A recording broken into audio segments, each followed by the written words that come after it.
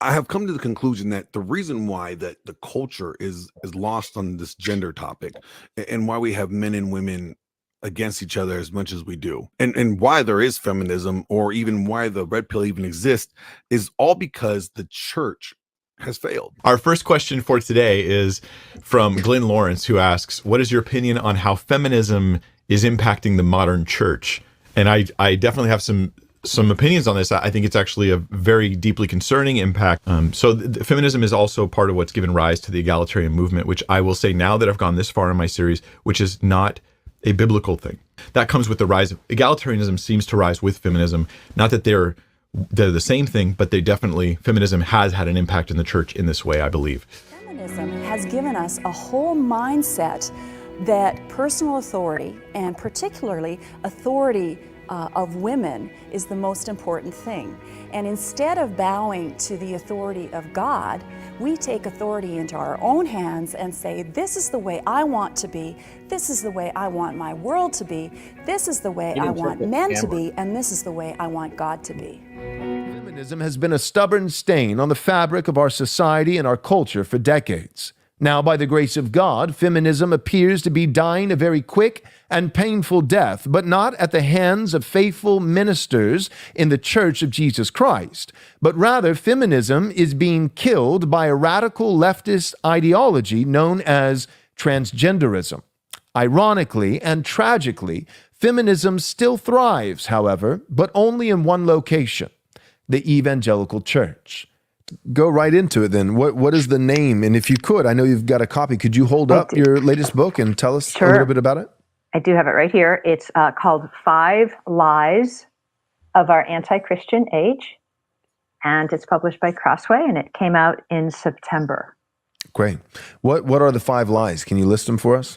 The first lie is the lie that homosexuality is a normal sexual variance. The second lie is that pagan spirituality is kind and inclusive, where biblical Christianity can be harsh and demanding. The third lie is that feminism is good for the church and the world. The fourth lie is that transgenderism is a normal gender variant for some people. And you'll notice there that all of these lies, including the pagan lie, are dependent on a false distinction that feminism has put forward, and that is to distinguish sex, biological sex, from gender. Right. And then the fifth lie is that modesty is bad for women because it encourages patriarchy, and embedded in that lie is the idea that patriarchy is bad. This is a great episode with Dr. Matt O'Reilly, talking about one of the challenges that comes, questions that have come to me as a result of our podcast, is that we have folks who have like a understanding of the egalitarian roles that people have in ministry. The denominations that are connected to Wesley Biblical Seminary and my denomination have like women in ministry generally that's where people fall. And so the people who are my audience in this podcast are interested in thinking about that, but also at the same time are connected to evangelical circles where that's not necessarily included. So how did these two groups get along? Now, we talk on this episode with Matt O'Reilly about complementarianism and egalitarianism. We still hold to a view that sees the important roles of complementing natures of the human body. But at the same time, like, how do we think about this, and how do we deal with the tensions that exist within the wider evangelical community? So I think recently saw Mike Winger's series on women in ministry. You might have walked away thinking that you got a fair and unbiased view of both sides. In case you didn't know, complementarianism didn't become central to evangelical theology until the late 1970s. However, church leaders like yourself and Pastor Michael Foster have pointed out that the complementarian position is actually not the best way. There is actually a third way, which is more biblically sound, as well as more consistent with the view of church history. It is sometimes called biblical patriarchy or the gendered piety position. Describe some of the problems with complementarianism. Complementarianism was an attempt, and I think a failed attempt, to appease the feminist.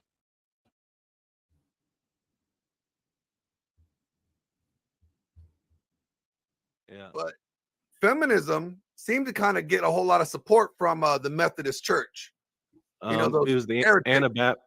It started off with the Anabaptist element that kind of took into antinomian element in like the 17th century, and then the Quakers took it over, and where the Yes. Quakers kind of left off, Methodists took it.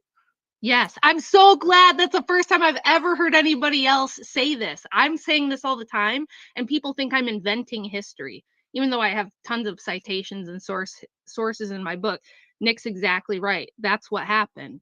Some of the most feminist, like the most prototypical radical feminist elements came out of those exact traditions he's talking about.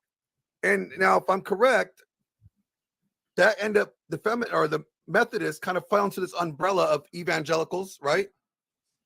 And that's how we end up going away from the patriarchal understanding of gender roles, and that's how we got egalitarians, and we got complementarians. Yep. Yeah, I think kind of what happened is those radical elements he's talking about.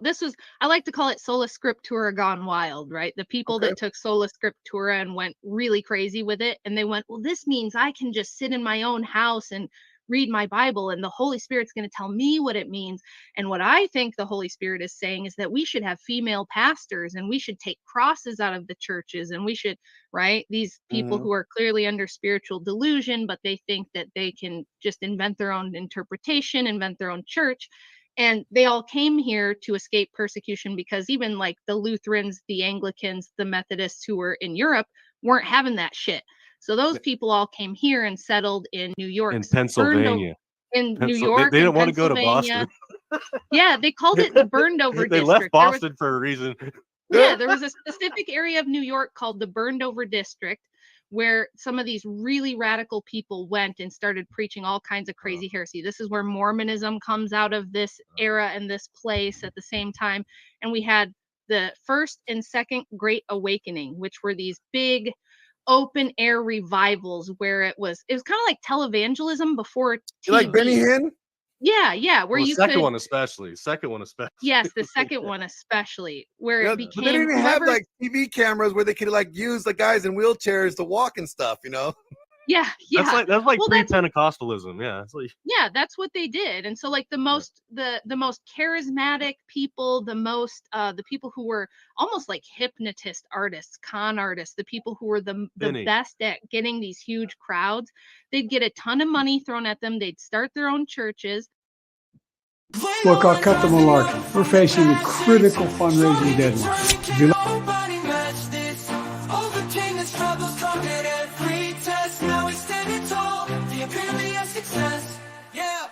He's a leader, a mentor, a guiding light, teaching young men how to win every fight. With confidence and strength, he's got it all. The embodiment of dominance, standing tall. Rise up, embrace the power within. Be like Glenn Lawrence, strong, you're the kingpin. Don't let odds stay close. Find your faith, stand up, be bold, dominate, and never hesitate.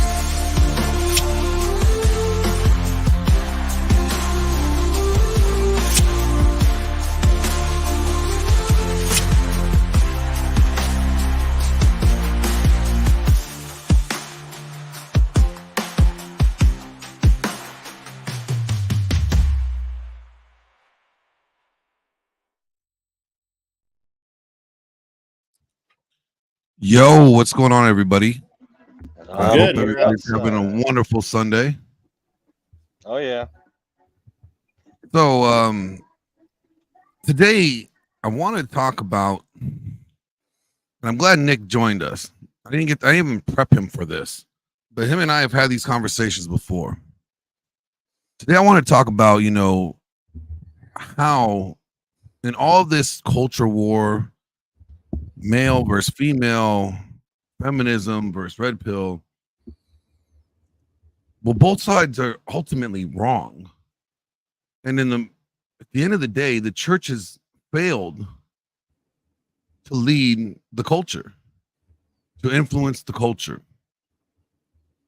And I know people have their own anecdotal experiences, and some people just say that's not enough evidence.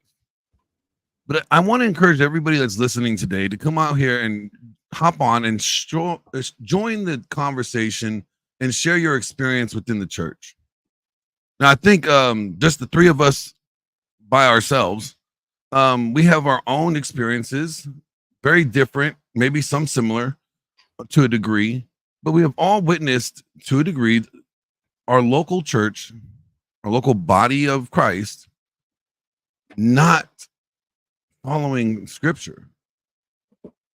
Something has been eroding, something has been lost, something has changed, and the church that we see on Sunday doesn't reflect what the church ought to be as the Bible instructs.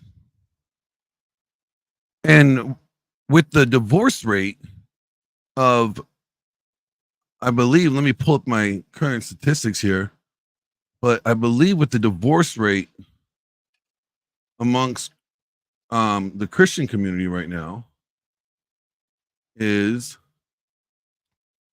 hold on, here we go. Sorry.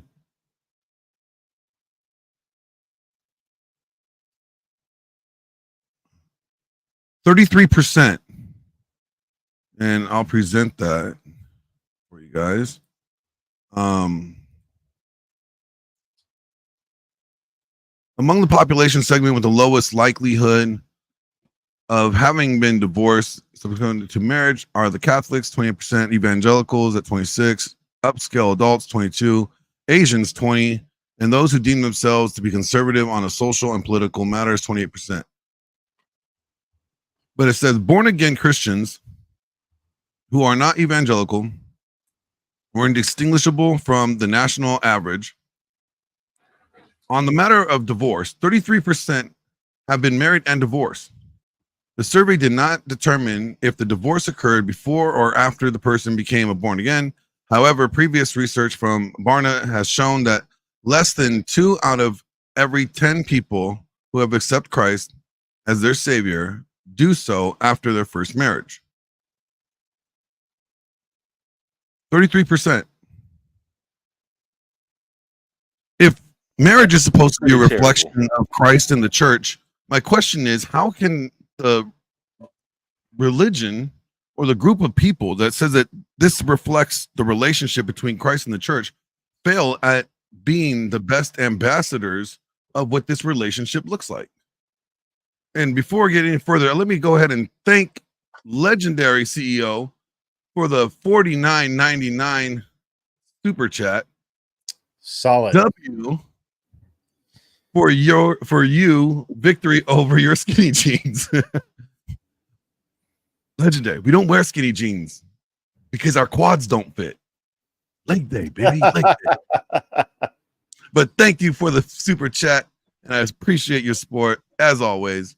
But gentlemen, please help me kind of square this. How is it that the group of people that believe in the Bible, that say that they are basically ambassadors for Christ, seem to have the worst out of all major religions, it seems like, statistics when it comes to marriage and divorce?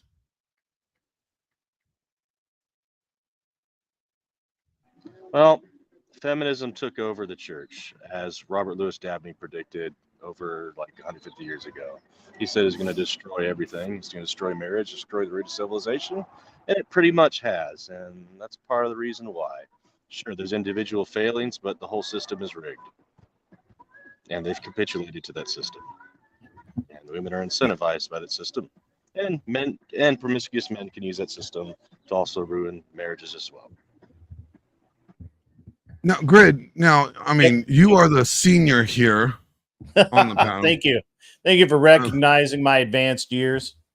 I mean, I'm not saying like, advanced years. I'm calling it more experience. Okay, go with that.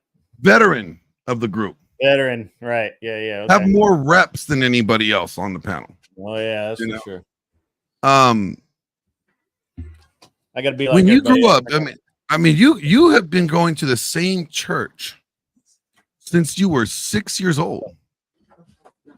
Yep. Off and on, because I would move and I would come back and I would go to the same church again. Yeah. What have you noticed in all the years you've been attending this church?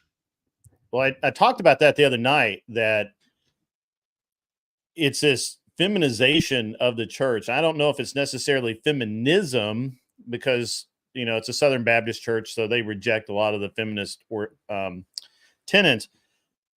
But the church has definitely moved into the catering towards women side of the aisle, if you will. And by that, I mean, you have a whole group of people that seem to think it's okay to have a guy up on stage playing guitar, a couple of singers, and basically putting on a Vegas show every Sunday in the church. That's not okay. I don't think it's okay. It's not what I'm there for. I'm there for fellowship. I'm there to hang out with my like-minded people, and I'm there to hear the word of God. And the biggest problem I've had in my church is that our sermons used to be pretty much a solid hour long, right? You get out of Sunday school at 10:30, okay, maybe you'd run a little late, but 10:30. You'd have about 10 minutes of everybody getting your seats, 10-15 minutes, everybody go in the main area or the balcony. Some people sat in the balcony. That's fine. And the deacons would start. The music would start. It's always been that way. And it's just no hymns, just music. Everybody'd find their seat. Pastor would come up, or a deacon would come up, depending on how they were rolling that day, and they would say, they give out the announcements, tell you who was sick, who was in the hospital, who needed prayer, who maybe had their house burned down and needed some extra help, and all of that stuff. And that usually lasted till maybe right at noon, and then not noon, right about 11 o'clock, and pretty much at 11 o'clock, the pastor would launch into his sermon. And that sermon would last until 11:45, 11:50, or noon, depending on how good he was at, how much he was rolling. Now, there'd be little breaks in there for some song or whatever, but for the most part, it was strictly hey, let's, we're talking about the word of God here today. I have a lesson to teach you, and I have a message you need to hear. And I like that.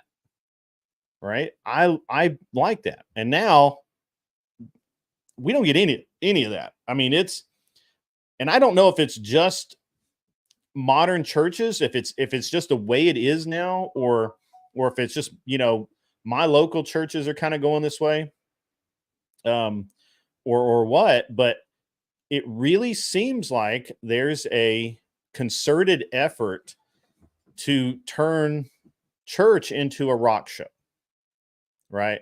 Or a country music act or whatever. Yeah, some contemporary performance. Contemporary, right. A contemporary. We now have this new wave, new age, new whatever kind of feel to it that I don't like. And it's not because I'm an old person. I enjoy rock music. I rock out with the best of them, man. I have no problem with the appropriate things in appropriate times. My problem is I don't go to church for that. That's not why I'm there. I don't think that people understand that it's not a virtue signaling thing for me. This is hours out of my week that I make time to go hear a specific message, to hear something that I need to hear. And when you're wasting my time, I feel abused by that, honestly. Right? You've now promised one thing, delivered another, and I feel like I've been cheated. Yeah, that's a good word for it. Feel cheated. And I don't think that it's I don't think it's unusual. And as a matter of fact, the more I've talked to people, this is what church is like now. Yeah. And I don't care if it's a Methodist, Lutheran, Pentecostal, whatever. And now it's in the Southern Baptist churches, which traditionally have been all very traditional, staunch, and many still are. Mine just happens to be a large church, and therefore, there's a lot of money, there's a lot of people, and a lot of there's a lot of women with too much time on their hands, my opinion. And they're just to go in there and say, oh, it'd be real nice if we could have my son and his little singing group up there on Sunday, if they could just sing a little song for you. No, ma'am. That's not how this works. Grid, how old were you in the 80s? In the 80s? Yeah. I turned, I was born in 71. So, okay, so you're about 11. Yeah, 11 and, okay. Yeah. You're a teenager by mid 80s. Yep. I guess I'm wondering, did you notice any of the a change in the teachings from the 80s? Not at my church. Not at my church. My church was very, and this is the thing that I noticed, that this is why I notice it, right? Because I remember the first and look, I'm 53 years old, man. I still remember the first pastor I heard in my church, because his sermons were that moving, that hell and brimfire, that, you do this and you go to hell. If you do this, you go to heaven. I still to this day, and I don't remember the words, obviously. I was 6, I was 7, 8, 9, 10 years old. But I remember that man standing up there and the power of the message, right? I remember his replacement, Brother Murray. As a matter of fact, when my brother passed 3 years ago, Brother Murray came and spoke at the funeral, right? This is how long, this is a relationship of years that I've had with these people. My Sunday school teacher, when I was a teenager, her granddaughter went to school with my son. Oh, wow. So, I mean, this is, when I say that that I've, even with you were you were part of a real community. It wasn't just a church, community church. Yeah. It was really deep. You guys fellowshiped with each other outside of church. Yeah. Oh, I did everything with my church. I mean, there was always some activity, there was always some thing, right? And which is, I don't understand anymore, right? I was actually talking to some of the youth. I mean, I went to church Sunday night, Wednesday night during this school year. I had basketball practice Tuesday and Thursday because I played on the church basketball team. After most of the time when we were done, a group of us teens that couldn't drive would go with the kids that could drive and go get burgers and hang out, and then get dropped back off at the church, meet our parents coming out of the late service. Right? This is how our lives worked. And so when I tell you that it's changed, people really need to. I don't go there currently because of the change. I don't feel comfortable there. I don't like it. I dislike the fake friendliness that there is. I consider it fake. So aren't all the messages tend to be leaving you feeling like you got butterflies in your stomach? Everything's too good. Nothing is ever the ones that I have been to, criticizing or kind of leveling up. Nothing ever. You don't feel like you have shit, I got work to do. I really feel like convicted. that the messages have changed over the years. Now I can say that in the churches when I have gone, sometimes they still have that feel of hellfire and brimstone, which is why I still talk this way today. I mean, earlier you were showing me where I was being criticized for the messages I send to the whores on whatever, and I'm like, well, I believe that if you do this, you're going to go to hell, right? I will, and I will tell you that, hey, you're going to go to hell. I don't need to be nice about telling you that you're going to go to hell. Right? Why do I need to be nice? It's actually most unloving not to share the good news of Jesus Christ, and which you have to apply to sin. Right. I think it's worse to sugarcoat a message in such a way that someone believes that they can get away with not conforming to the message. So if I tell you there's a chance if you do not change your ways, you might go to hell, what you really hear is, I don't really have to change. If I tell you that if you do this, you're going to hell, what you hear is, if I do this, I'm going to hell. And these are important. There's no.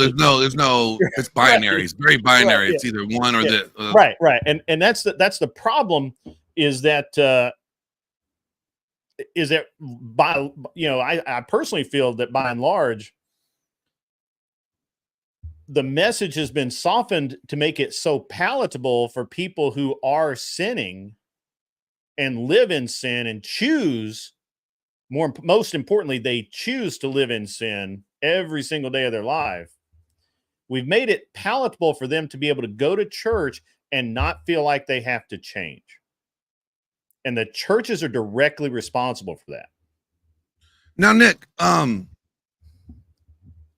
those that don't know, Nick is a scholar. I would say a very, very well studied church history historian, I would say. He's an author of 2 books. One, and now his second book is in the process of being edited. And he has written about this in great detail. Very similar to the work of Rachel Wilson. When I had you both on, you both gave the timeline exactly the same. It was literally identical. So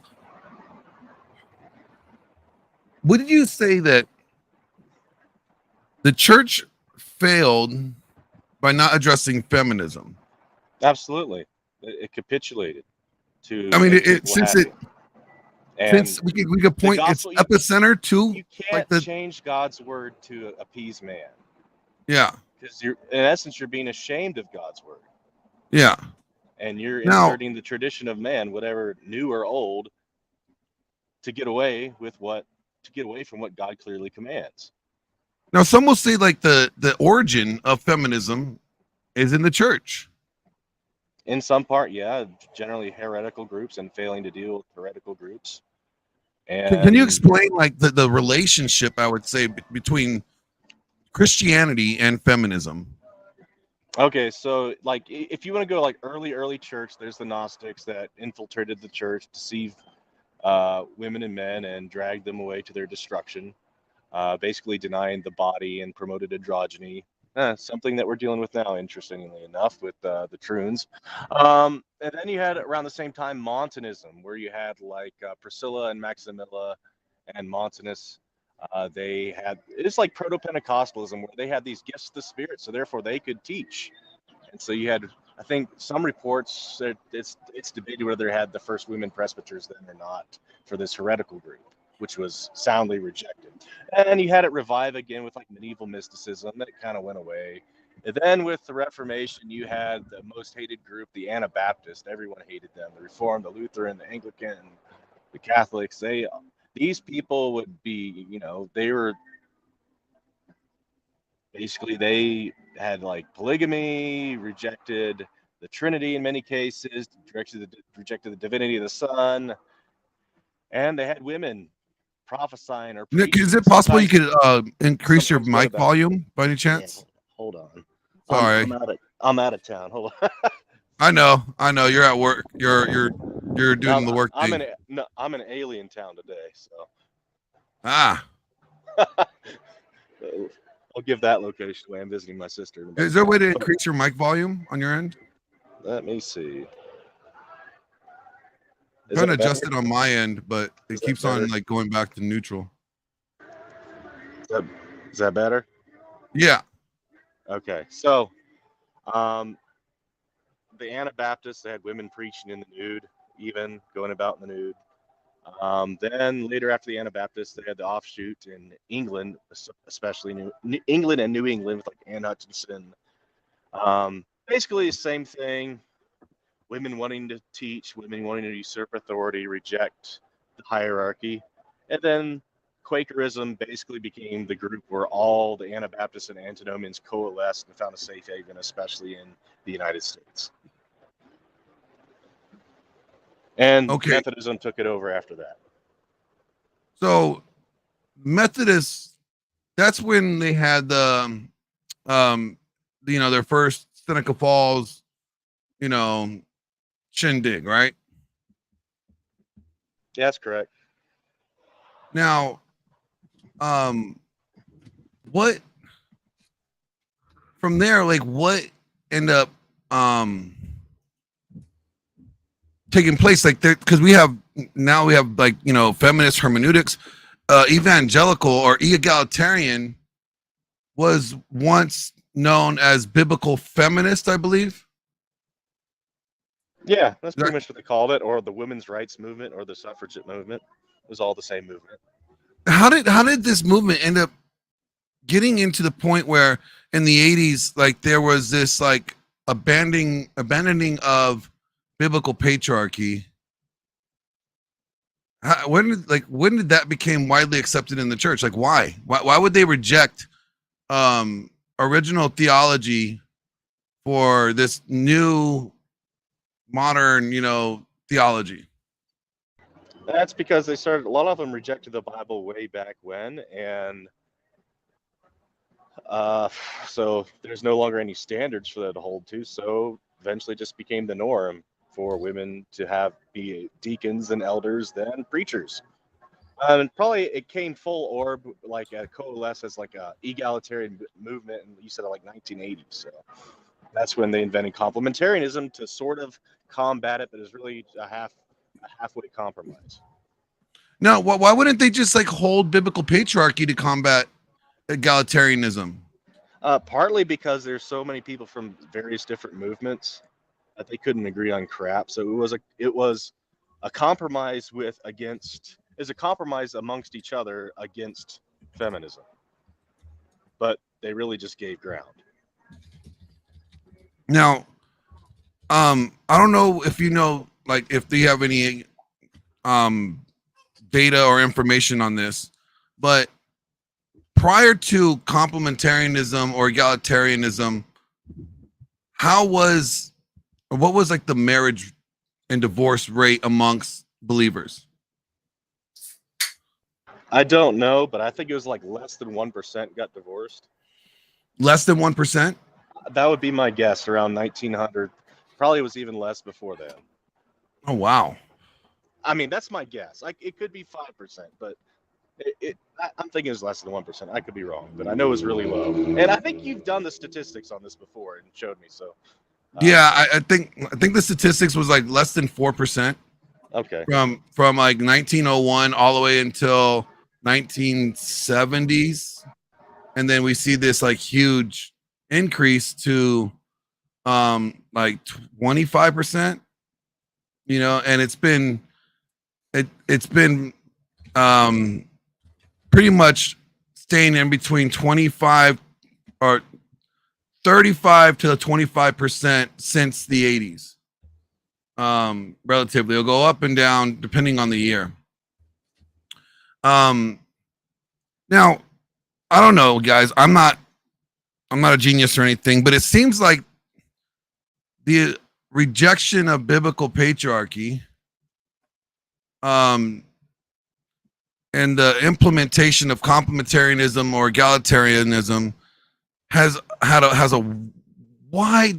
has the majority contributing factor to why so many Christians end up getting divorced. Would you guys agree with that?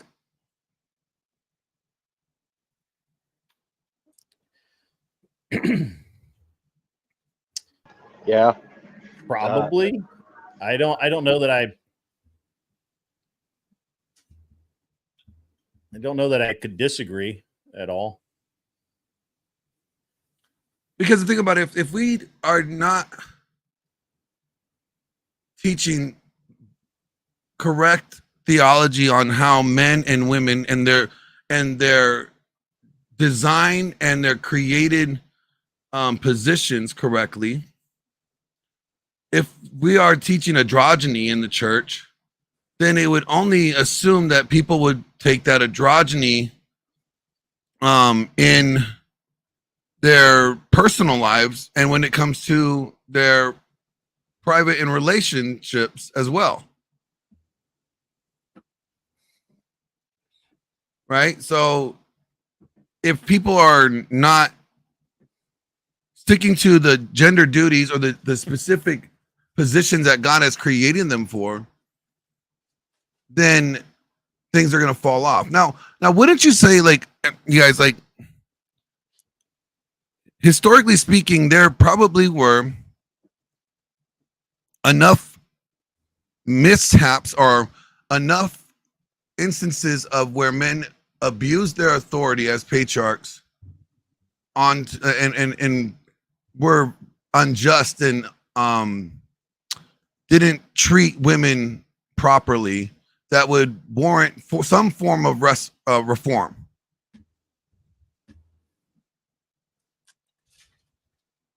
I mean, based off of what we know, there's abuses in every system. Yeah, and I think that every time abuse is the hue and cry for reform, we end up with issues. Unintended consequences are what they're usually called, but you have to wonder if they were the actual intended consequences, right? Like, and so I don't know that I would agree with that. I mean, or that I would agree that they were unintended consequences, or that it just kind of happened. I think, and I'm not saying that there was necessarily a plan, a direct action plan that we're going to do this and this and this and this. I think it was more of, if we do these things, this is possible, and let's see if we can get there. Let's see what we can make. I would say, like, you know, maybe egalitarianism or complementarianism was an overcorrection of, you know, possibly the abuse of authority that, you know, men had as patriarchs in their home. That's always going to happen in every system, every institution. There's always going to be corruption. There's always going to be abuse of power, because sin is universal. Yeah, you can't eradicate it. You can dress stuff up in new clothes, make a dude look like a you know what, but so you know what? That sounds kind of gay. Yeah, I know. At the end of the day, sin's still there. I mean, you can dress something up every which way, and you're not gonna legislate sin away. You're not gonna change sin away. Sin's always gonna be there, except until Christ returns. So. Well, go ahead. No, go ahead. Go ahead, Greg. Well, so I mean, just looking at, you know, a couple of comments in the chat, I think that there's this weirdness about how people want guarantees. They want things written in stone. The idea that faith is involved is, and you know, and I'm using those points. I'm not picking on that poster. I'm using those points to illustrate that, for whatever reason, we've gone from a faith-based culture that has a lot of belief into show me, prove it to me. I want the results. I want to know exactly what I'm going to get. I'm not putting any effort in until I see X or Y, and that's it. And I'm just not going to do it. And we see it in basically every level of society, and from every aspect of it. Now, I think that women are trained this way, where men are not. I think that men are taught that they have to go out and earn, and they have to prove themselves. And, you know, we even tell men, you know, don't expect to get a good job your first time out. Life's going to suck. You're going to have to prove your worth. You're going to have to prove that you can do the job. You have to prove that you can be trusted with this $1 million piece of equipment, whatever it is. Men are taught that basically from birth. Whereas women are told, you deserve this. You deserve this. Don't settle for this. Don't waste your time on that. And it's two contradicting messages that we send out. And so there's no real choice but for women to act the way they do. And then, and if they believe that, then they take that into the church. And as women's groups have become more and more empowered, because they are the most vocal groups in church, they're the most active groups in church, they are generally the largest groups in churches. So when all of that's going on, they can sway things whether we like it or not. Yeah, again, Nick, when did we there was like this elevation of status for women that became almost unanimously, equal to men across the board. When did that take place, and why has it become so prevalent? Well, there's a few different things. There's the 19th Amendment, that's a start, and there's the Equal Rights Act, or whatever, ERA, whatever you want to call it. Used to have that down. I think it was an act, ERA, the Equal Rights Act. Then you had, of course, the establishment of egalitarianism in the churches, and complementarianism became the de facto theology for conservatives, which meant equalism hierarchically. It was a rejection of the hierarchy. Well, what's interesting though is when he's talking about men need to be taught how to be men and earn things. We had this. I call her Jezebel. That was in the OPC. That I call her Jezebel. She's a Jezebel. In her book, she got all mad. It's like she's telling how men need to be. Hey Nick, is there a way you could speak a little louder or speak directly in the mic? So they're telling men need to be men, right? Men need to grow and need to do this, this, and this. But she got mad. She's like, I don't need to be told how to be a woman. I am a woman. So ignore what the Bible says. Has that been like the sentiment all through? Like, it's kind of been going on in at least the Presbyterian churches. I mean, I would say more than just the Presbyterian churches. It kind of seems like to have bled over. It's Presbyterian, it's SBC, it's pretty much everywhere. I mean, it's in the most conservative denominations you probably think of. It's there. It's bled. We're infected with it. The yeast has leavened the whole lump. So, is it safe to assume that, socially speaking, at least, the church, kind of reflected what the culture was doing in this correction with elevating women's status to equate or to equal as men, and by adopting this, that led to this, abandonment of biblical patriarchy, and sorry, now my dog. Now we have this almost like abandonment from this, and then now we have men leaving the church. Like the churches now have, for the last 40 years, at least Pastor Joel Webben says, the church has all but said that they're not for men. That they're here, that they're for women and children only, basically, and that men are they treat men like Homer Simpson. That's true. Always have to have a Mother's Day sermon. Don't say crap about fathers. It's true. I got in trouble. I didn't do a Mother's Day sermon. I refused to say Happy Mother's Day because it's the Lord's Day. So now we have this red pill movement. Men are leaving the church, right? But they're trying to go find somewhere to go. They're trying to find somewhere to congregate to a degree, to talk about their issues within their relationships. They're wondering why they're getting divorced, that they thought they were doing the right thing. Maybe some of them were even adopting happy wife, happy life. I did. Probably a lot of them were practicing the servant leader model that the church started adopting in the 70s. And and they realize none of this stuff is working. Why? And they find themselves in this community of men made up of both, believers and non-believers, giving practical advice, swapping notes with each other, telling them what worked, based off of primarily evolutionary psychology. And now we have, like, from one extreme to the other. Like, since the church failed to address feminism correctly, it left the door open for men to seek outside of the church another community to teach them how to be men, right? Which is the red pill community or the manosphere. The red pill only exists because the church failed. Can you explain that more? Explain this more.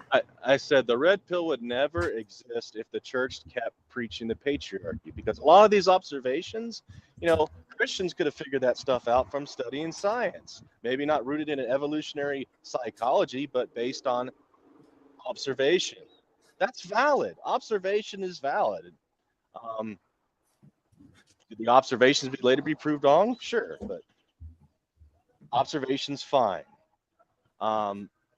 There's nature to take in consideration, which the church historically did. They've walked away from the study of nature. They are under this weird divine command theory. God has to expressly command something, and they never think about how God frames the argument. Oh, maybe if you look at the grammar, if you look at the logic of the text, you see it's grounded in what? Nature, creation. God designed things a certain way. Imagine that. And if the church still did patriarchy, there would be no need for the red pill. The old order would still be here, and they wouldn't have to learn how to react to the fall of the old order. You would still have fathers protecting their daughters. You would still have godly men and women raised under godly fathers, generally speaking. People that would know how to generally act according to the Bible, according to nature. You'd still have sin. You'd still have problems, but you'd still be conversant with reality and know what God commands. Now, I would say that the abandonment of this also probably led to a lot of church hurt. I will define church hurt as someone experiencing some form of hurt, either by a member of the church or by being mistreated by the church to a degree. I know statistically it's a lot of men that once they get divorced, they typically leave the church, or they're kind of blacklisted in the church. They're treated differently. Nick, can you explain to that? Actually, before that, great. I know you've been married for a while, so yep. But have you witnessed that, like guys in the church that would get divorced, kind of like either leave the church or kind of get looked at differently in the church? Yeah, I mean, when there was someone that would get divorced or their wife would leave them or whatever, then definitely it was a tough road, right? And in general, my experience has been that most of the time the man left to seek another church unless literally like all of his friends were there and they kind of pushed for him to stay. But even then they were fighting their own wives, right? Like, and then I think this is something that, we talk about this being in the church, but it's in the homes as well, right? Because these are the people that you fellowship with, right? So if you're all going out, you're all having, and I liken it to, we would have young men, when I was a young man, and we would have other young men in the church leave the church because they broke up with a girl that went there, and then they just couldn't be there because all the other girls would give them crap, right? For lack of a better word. And they just weren't made to feel welcome. And I think that's not modern. That's not new. I think it's just a lot more prevalent, and it's a lot more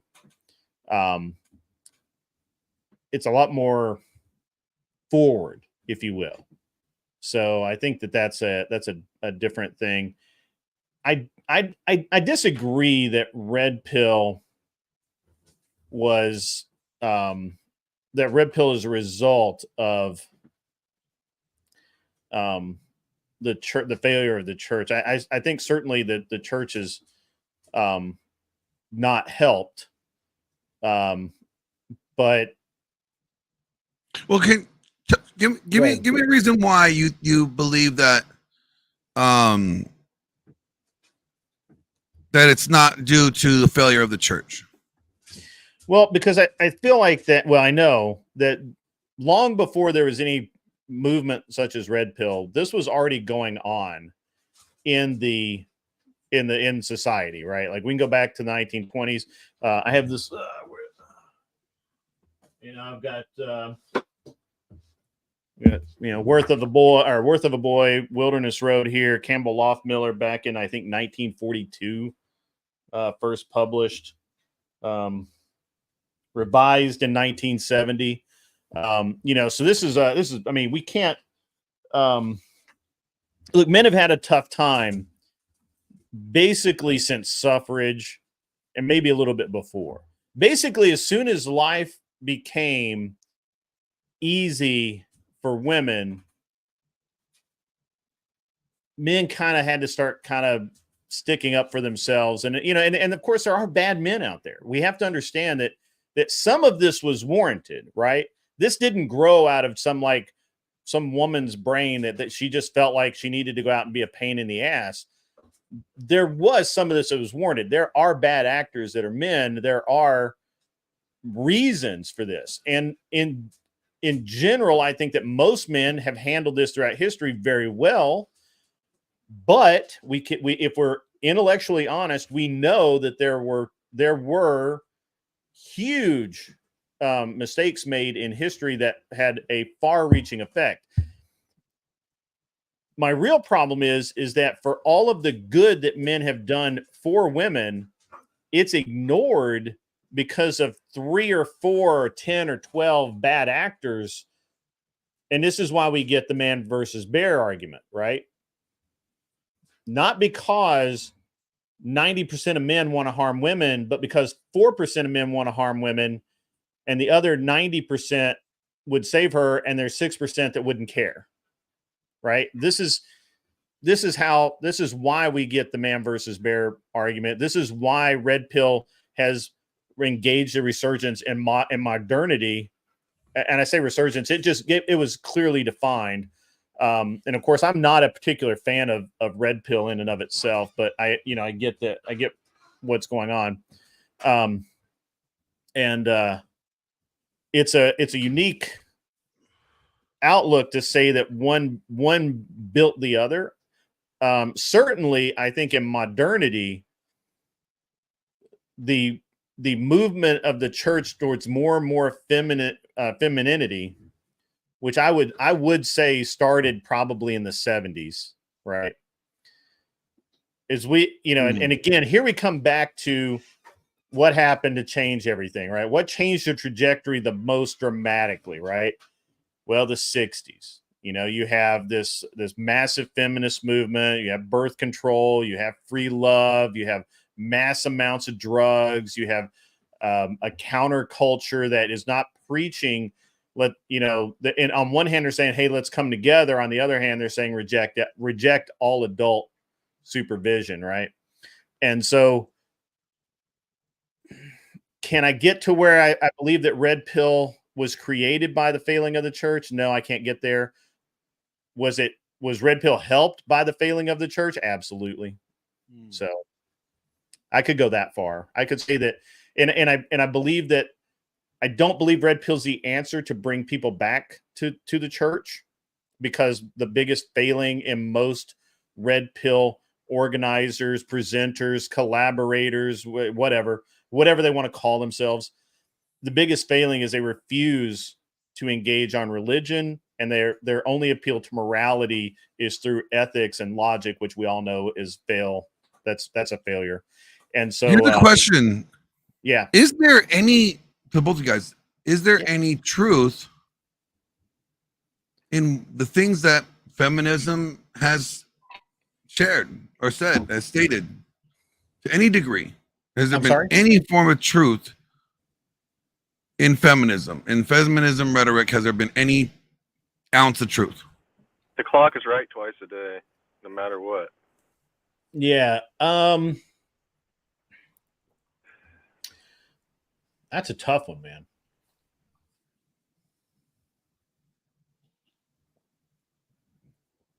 Because I'll say that it would have to be. I'm gonna say no. I'm gonna say no because every time I think about it, every single thing a woman relies on in feminism is provided by a man. There's nothing that women can provide for themselves in feminism. They can't enforce a single law. They can't make men behave. They can't put men in jail. They can't protect themselves. There's nothing that they can do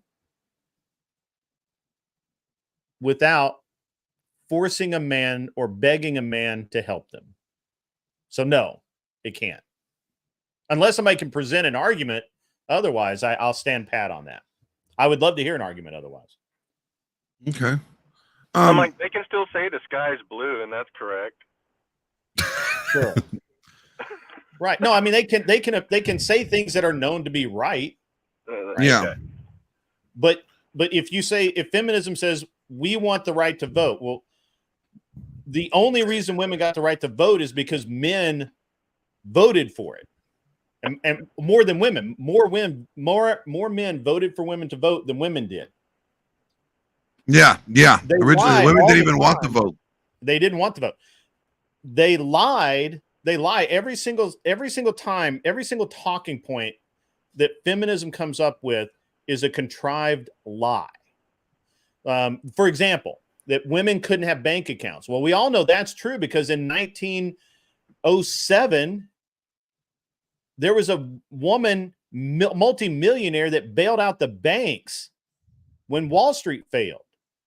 Yeah. How is this possible if the entire world was slanted against women? This is not rhetoric. This is facts. This is actual, like, you can go, her name was hang on, I got it right here. Hetty Green, Hetty Green, Hetty Green. Go look her up. She was a multimillionaire in 1907. I think she died in 1907.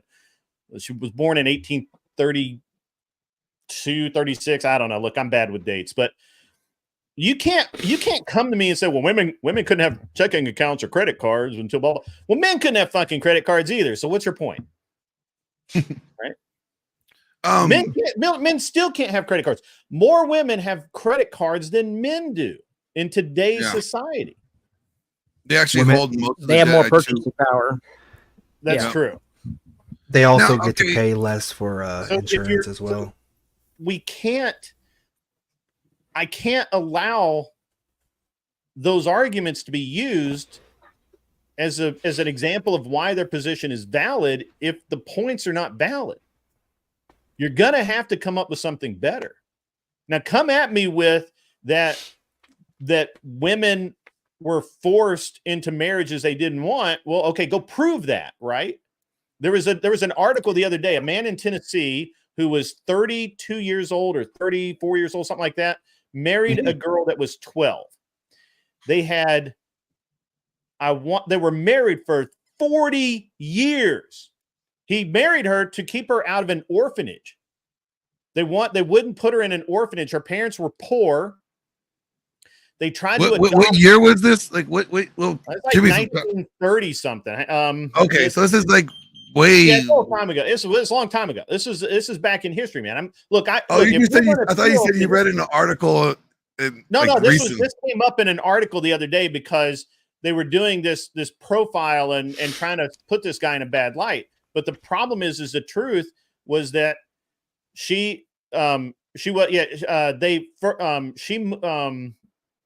tried to adopt her when she was 10. His family did.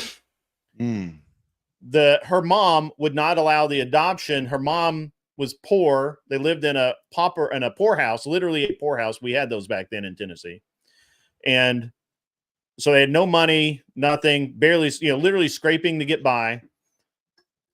They tried to put her in an orphanage, but because she was too old and her mom was living in the poorhouse, they wouldn't take her at the orphanage. So the only way that they could save her life, basically, because her mom didn't want her, to keep her literally off the streets, out of the woods, living in a shack in a field somewhere, he married her. And they lived together until until she was of age. I think they had something like 14 kids over 20. They were married 20 some odd year or 40 until they were in their 40s. And then she divorced him and married some other dude. So here's the reason why I asked the question, if there's any truth in feminism. Because you can only lie so much. If none of your lies end up like pointing out to some truth or some, right, it wouldn't last as long. Right, it would have to appear to be true.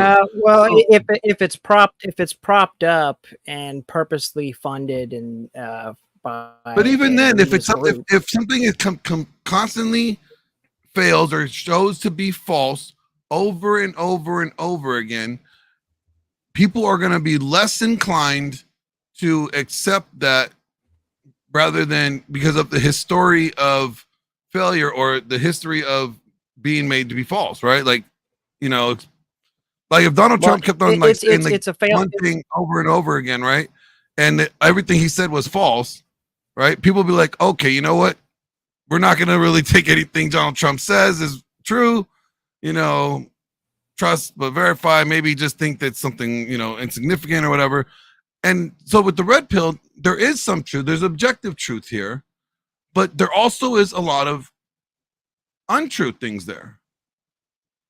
So what I'm getting at, there has to be some truth in both of these camps that people are able to buy into and be like, there's truth here. What you can say is that, yeah, sorry, don't mean to interrupt you. No, go ahead. What I was going to say is that there is like I said, a grain of truth in everything that you say. You can, on either side. Red pill is a response to the overwhelming push of feminism, and it just, whenever you push the pendulum so far one direction, it's going to swing very far in the other direction, just naturally. I'd say for feminism, I guess the way it is just as naturally of what women are and their capabilities and things like that. Their natural role is in the home, taking care of the children, and that's what they're best at, instead of trying to compete with men. But if I think the problem could be is that just not being able, because divorce is so frowned upon and not really accepted, especially way back when, and if you're divorced, then you're just basically trying to find the next man. And so they're trying to find their independence. But in the truth of it is that they can never truly be independent because they don't build the infrastructure. They can't protect themselves. So no matter what, it is always going to be unequal. And the fantasy of egalitarianism is showing its fruits. What's really messed up as well, if you really think about it, they created a system where good men cannot protect them from bad men. That's what's really messed up about it. And they did this unwillingly, right? They had no idea the system they were creating, the vast majority of them, but good men, because of feminism, because of the feminization of society, because let's take the death penalty, for instance, right? How many jumps and hurdles and barriers do we have to go through before we can say, all right, this person needs to be put to death? Right? How many hurdles do we have to go through? Even if someone's on death row, they can sit on death row for 10 plus years.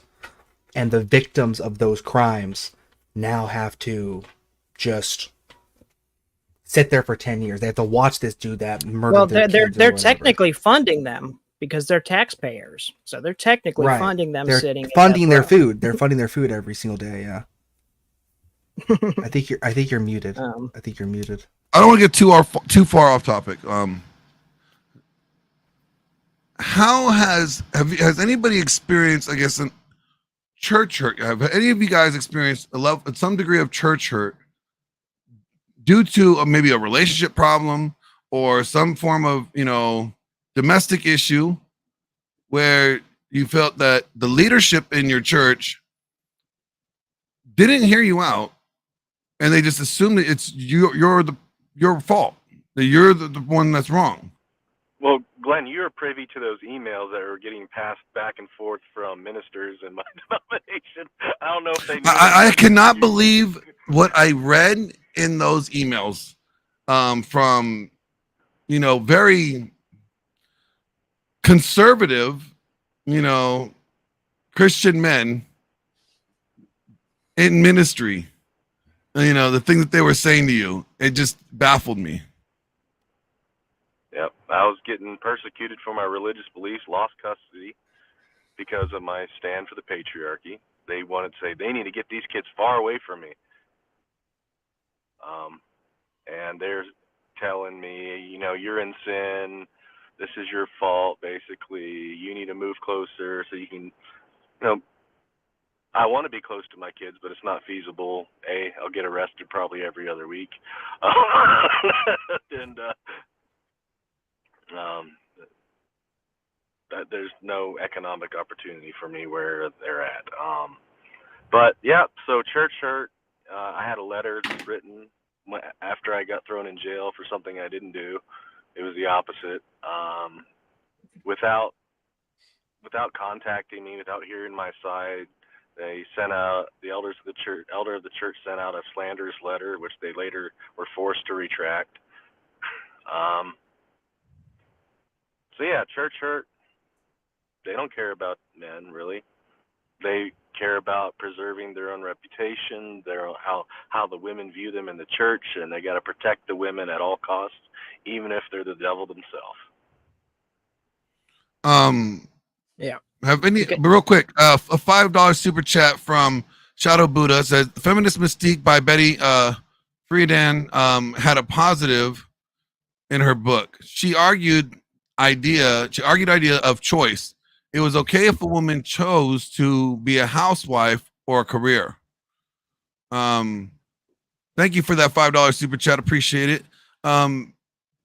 Weird John or Bumpkin. Have you guys experienced any form of church hurt?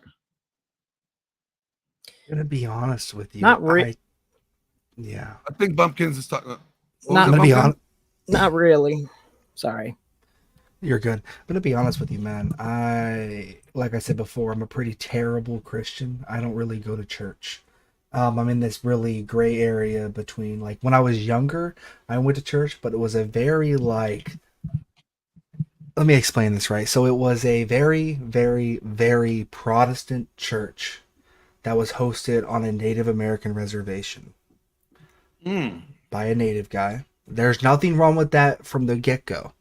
But he also had people, churchgoers, that were living on his property. It was on the gray area of a cult, right? Which is, and there's a lot. whatever. There's a lot of Protestantism that borders on that line a lot. Yeah. Because it can be easy whenever there's no actual loosening or binding or actual authority that you can go to, because they can just leave and go to another church. Right. There's no way for you to actually stop heresy. It's just, there's just going to be sectioning off and sectioning off and sectioning off, schism. It's just going to be completely schismatic endlessly. And as we've seen, If anybody, Billy Bob Joe down the road, can make a church, they don't have to adhere to the historical apostolic tradition of Christianity. Most Protestantism doesn't even do liturgical practices except for like one sect, I'd say, and I don't remember the name of it. But there isn't actually a lot of historical Christianity in Protestantism. And if you can't actually loosen and bind rules and sins on people, then there's no way for you to actually combat the feminism.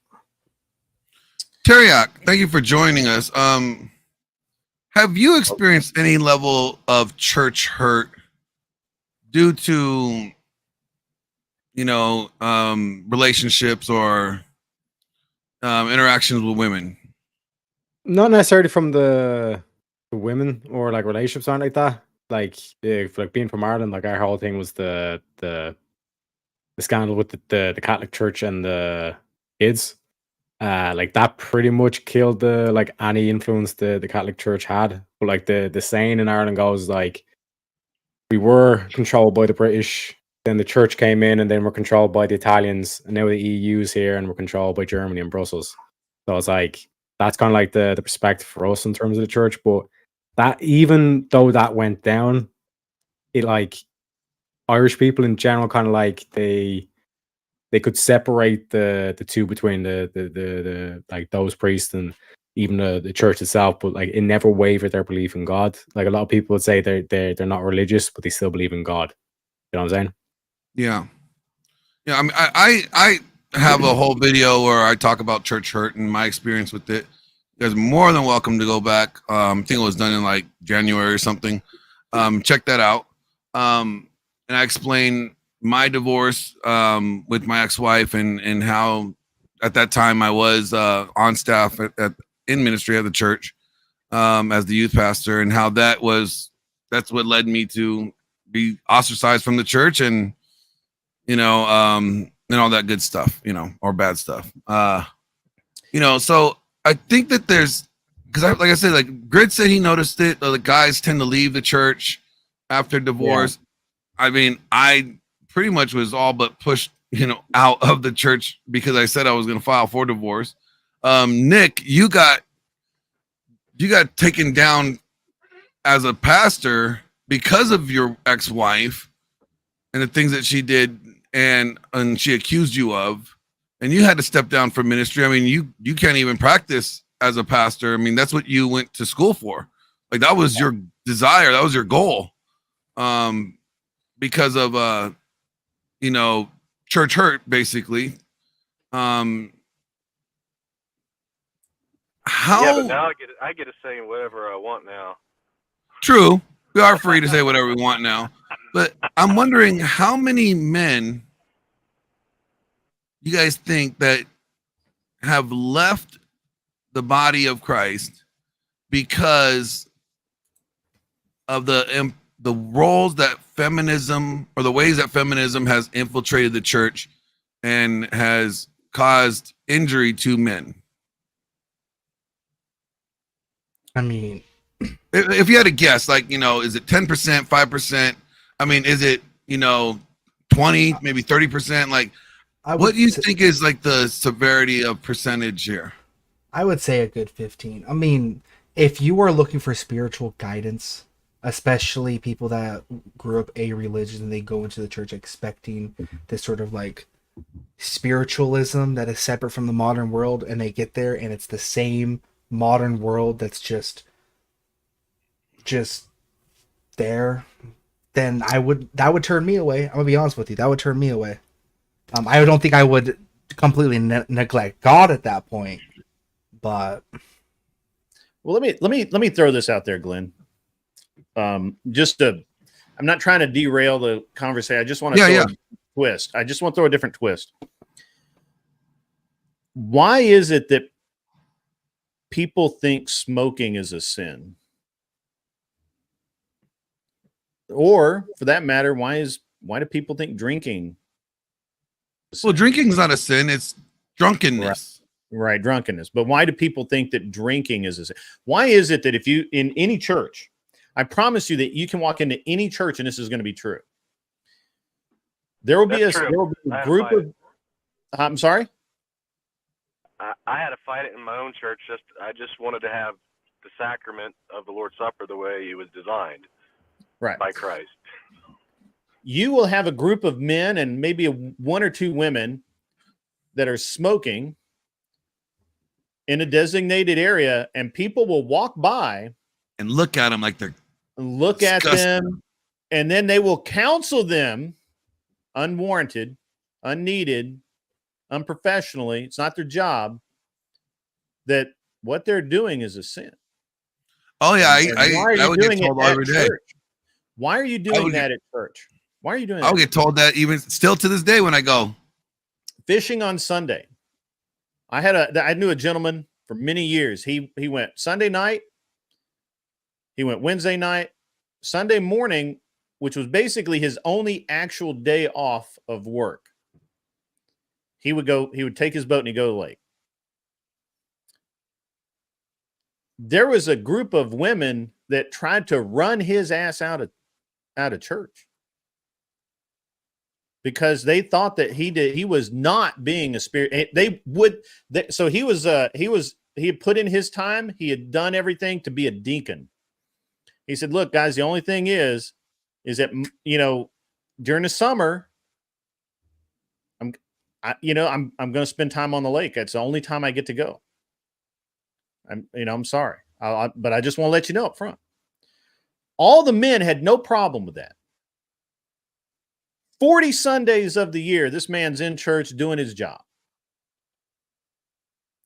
10, 12 Sundays, he's on the lake. He was pushed out of position.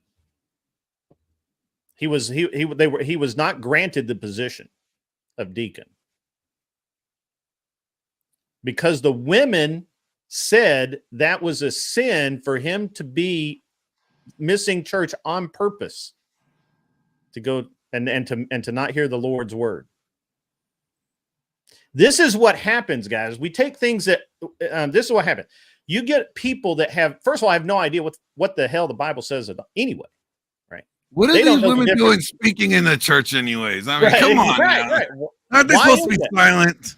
They are. They should be. I mean, I don't disagree with that.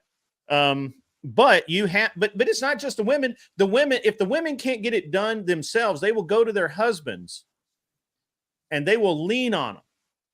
Did you see what John did this weekend? Did you see?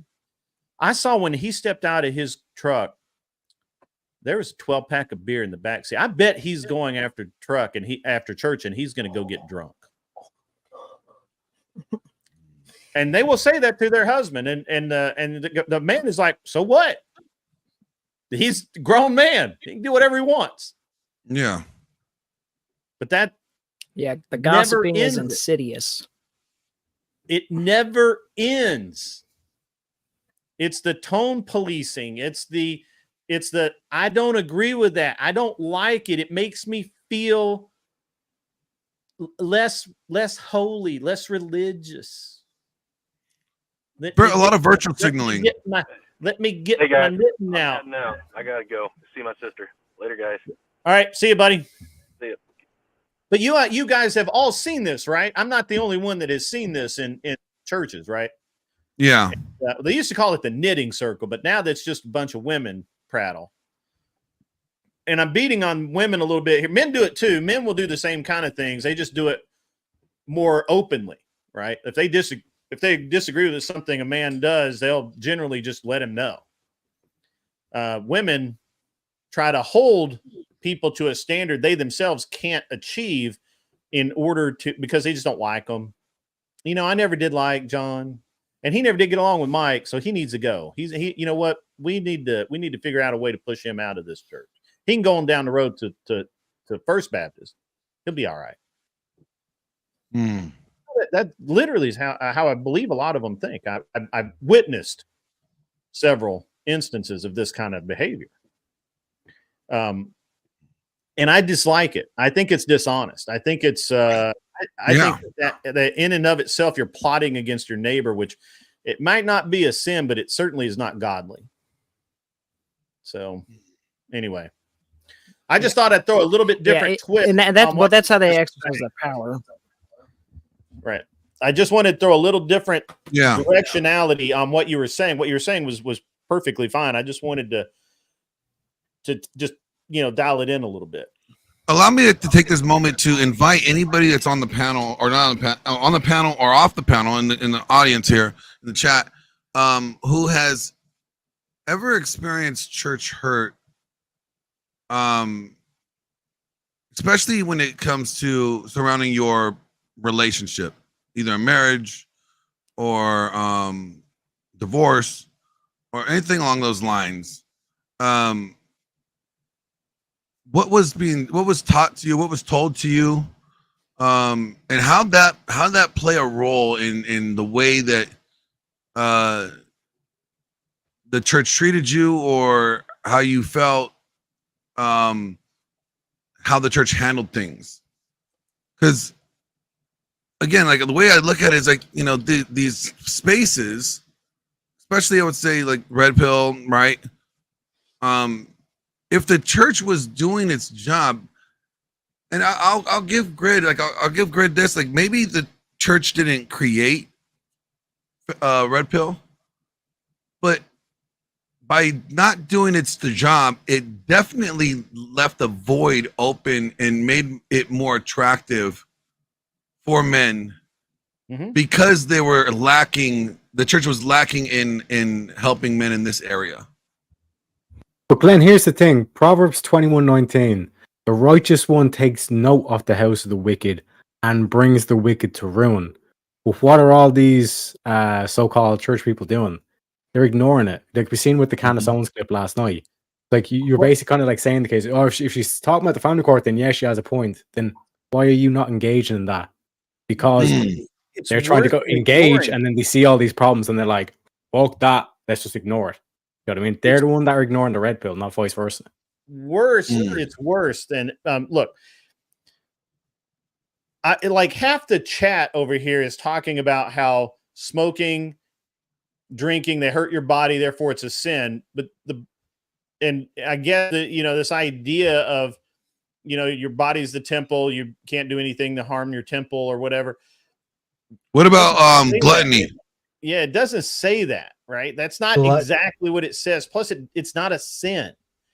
And all of this is how this shit works, guys. This is exactly how this works. Is that somebody says, you know what? I just really don't like people drinking in church. I don't like people drinking, period. Matter of fact, I don't like guys that sit on their front porch and have a 12-pack of Bud on the weekend. Why? Well, you don't like it. So what do? Yeah. They create, using tenuous strands of, well, it hurts the body, therefore you can't do it. That's what we're going to do. And it's just wrong because you're killing yourself slowly over time, you see. It's called purity spiraling. Yeah, well, eating a McDonald's cheeseburger is a sin, man. People die of heart disease is one of the biggest cause of death. So, you eating that cheeseburger is actually a sin. Go to hell. In that case, working out would also be a sin because that hurts your body to repair it. Playing soccer is a sin. Yeah. You break a leg, bro. You can take a kick to the head and get a contusion, and then you're a vegetable for the rest of your life. Look, there's none of this is a sin. You can't prove it. You can't pull up the verse. You can't do it. So stop it. No.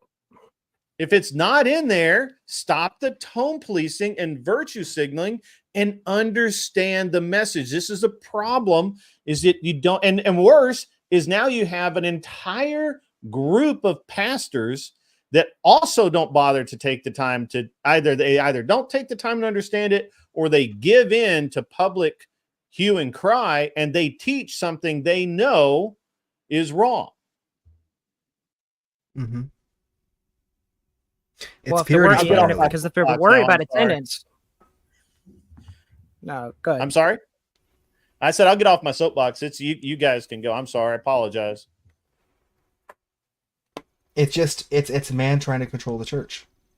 Well, I say man, but sure. Woman trying to control the church. But it's also, we are not perfect. Men have fallen. But if you deviate from the word of God, you are trying to control the church. That's just the way it is. Right. And I hate, and I They wish Protestants were like this, man. I really wish they weren't. But they are the master of twisting and trying It's to control not the just church. Protestants, Catholics. I hear the same thing from various Orthodox. I hear it. It's insidious. It creeps in. It's like the capillary action of a wick, bringing the oil up through the top to burn us all. There's no way to. It's not. You can't say it's a Jews. You can't say it's a Catholics. You can't say it's the whatever. You can't do that. That actually is part of the aim, is to continue dividing Christianity up into these self-hating groups, so that we all say, well, you say this, I don't like that. I like the way you read that. I mean, we have to draw the line of heresy, though, right? Well, we have to draw a line of heresy. How do we determine heresy, and who determines heresy, and how do we determine the proper interpretation? And the thing is that the splitting off and dividing, like you saying, is coming because the idea of Protestantism itself, without having a church, a actual physical church authority, whether you say Catholic or Orthodox, they're going to have problems, and it's going to leak in no matter what. Yeah. But at least they have the ability to decide, have authority, a normative authority to decide these things. Within Protestantism, they can't. We don't need a normative authority to say that it's not in the verse, therefore it's not a sin.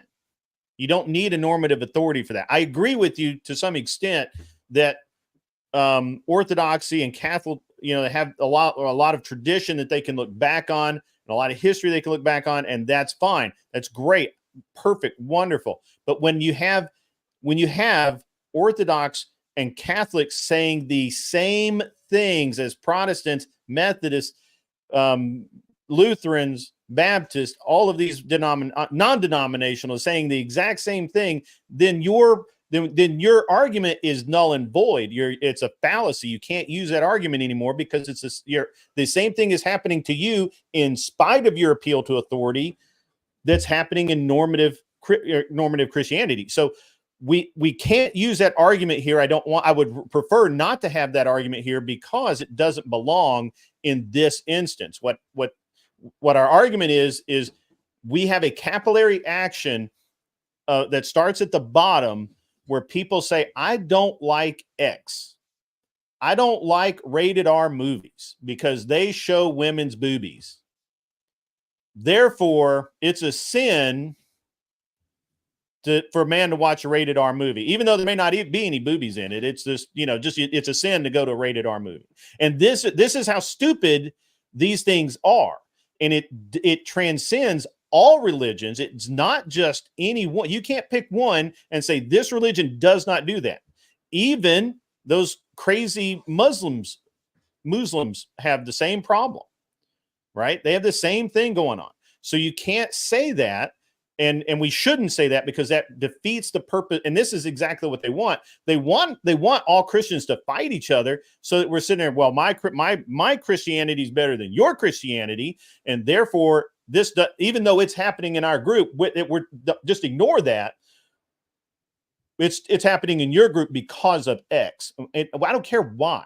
I don't care. That's interesting that you mentioned that, because like we hear that, and with some the ortho bros that I'm friends with, or some of the Catholics that I know, they're like, well, that's just in Protestantism, and Protestantism is bad, and it's not right. The real church, or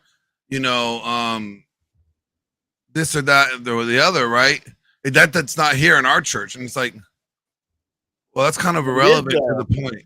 It's kind of irrelevant to the point of the fact that, hey, these other professed Christians, believers, whether you consider them part of the church or your church or not, but they are other believers in Christ, are having this battle here over this issue.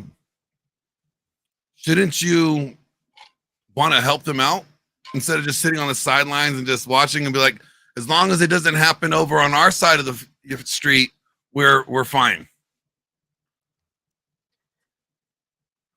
You know? Well, I mean, it's kind of ingrained with it because, like Rachel Wilson has said in her book and things like that, it's kind of Protestant from the Quakers to everything else. All these egalitarian ideas.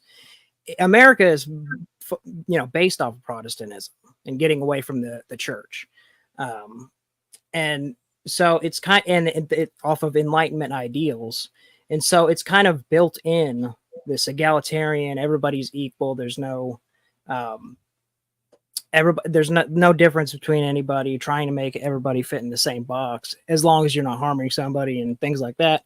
I think it just it's within the packaging, and that's why you see it's so prevalent. Somebody has anything to do with anything. And as a matter of fact, the chatter who says violence is a sin, watching a movie is just like watching corn. False, false, false. Violence is not a sin. Don't do that. This is what I'm talking about. Yeah. Folk. Come on, man. Well, I was going to say that I don't recall anything in the Bible that says that violence is a sin. It is. Actually, there's been many times where you see God has. Oh, he says he's trolling. Oh, I got you. Oh yeah, Big Jake Ranch. I would have told you from the beginning. Big Jake Ranch was trolling if I would have known it was him. All right. He got me. You got me, bro. You got me. See, you got Grit in his feelings right now. You just triggered him. Big triggered, man. I hate this stuff, man. It's really annoying to see people say things like cussing is a sin, nitpicking, and it's just all of these things, and it's so bad, and it's just terrible. It's just terrible. So that was a good troll, man. That was a good troll. You got me. How many guys on the panel feel comfortable in your local church? Like you feel like you fit in? Man, you like the church is like you don't feel like like you're, I don't know, like don't belong. Like it just feels like you're out of place. Well, me just because I'm not Greek and it's a Greek church, so that's with everybody else is Greek, it's a little weird. But other than that, when they're all talking Greek, when they're literally speaking Greek, it's all Greek to me, bro. Like I think like in terms of like uncomfortable, you mean like in terms of like the message being preached, and you're just kind of sitting there, kind of going, I don't know about that. Well, it's kind of like okay, so there's a lot of churches out here in Los Angeles, and I've been to several churches, and I get it. I'm tattooed from the neck down, so I'm always gonna get eyes, especially if it's somewhere I'm not familiar with, or they're unfamiliar with me, and I'm not a regular there. I can always look at like, oh, who's this tattooed hooligan? But like I noticed, like when I walk into a lot of these churches, the aesthetics are really nice. Very manicured. Very, the worship team. I don't. When I look at the people in the church, I don't see a reflection in the same sense of like, oh, these guys look like me. In the sense of like, they're dressed as very gay, best way to put it. Very feminine. Primp and prep. Very, very feminine in presentation, right? Mm-hmm. Even the band would be still like very hipsterish,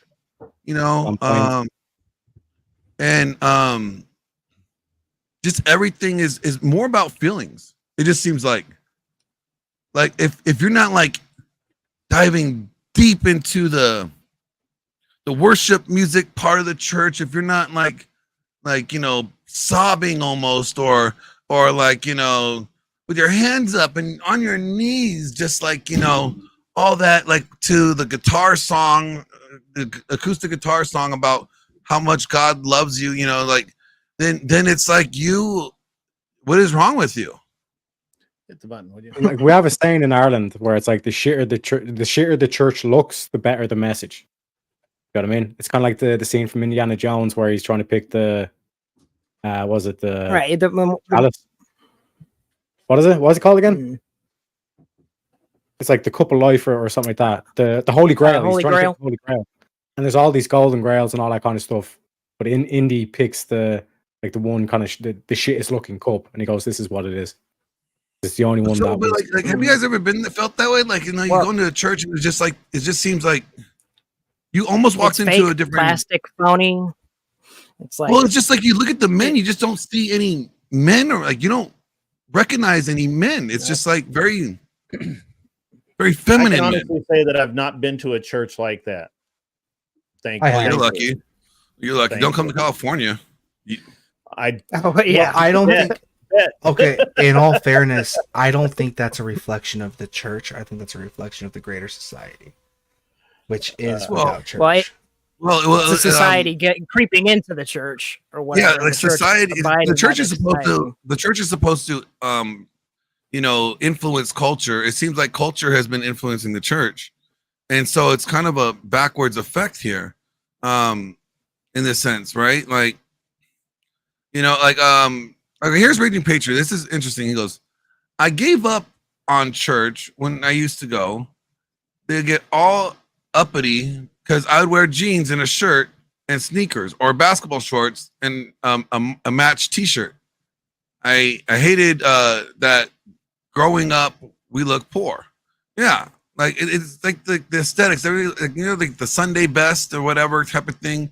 Like I just don't see a lot of people that look like they're men. I don't see a lot of men in the church. I see a lot of very docile men or males, in the sense that just maybe it's me, maybe it's a judgmental, you know, thing. But I was listening to what's his name? His name is it's you know, Wrecked or is it Wrecked? Yeah. Let me pull it up here.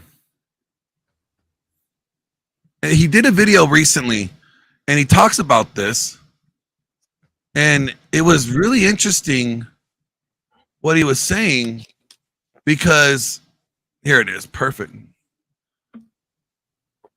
This is I guess a trend in the evangelical circles, and that's pretty much what a lot of the non-denominational churches are these days. They fall into this evangelical Protestant umbrella.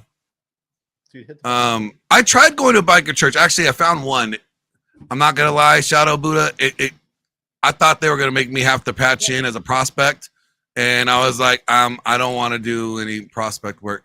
Sounds crazy, but check this out, you guys.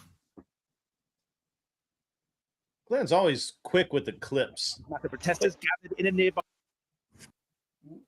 Hey, We got receipts. need a new evangelical trend, and you say, wait, are you suggesting evangelicals are trendy? No, I'm saying that definitively. We have science to back it up. Let's take a little trip down evangelical memory lane, shall we? Gentlemen, start your engine!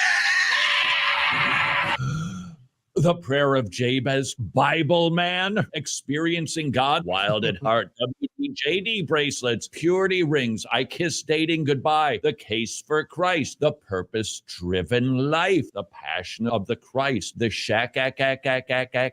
the 5 love languages, heavenly tourism books, blue like jazz. I'm second, the love dare, God's not dead, the circle maker, crazy love, soul surfer, the harbinger, Jesus calling. I think we've established the fact.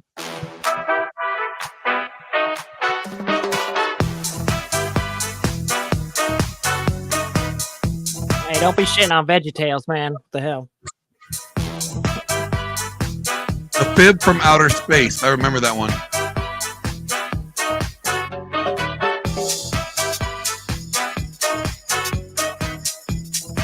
Now language brother. Oh boy, I'm in trouble.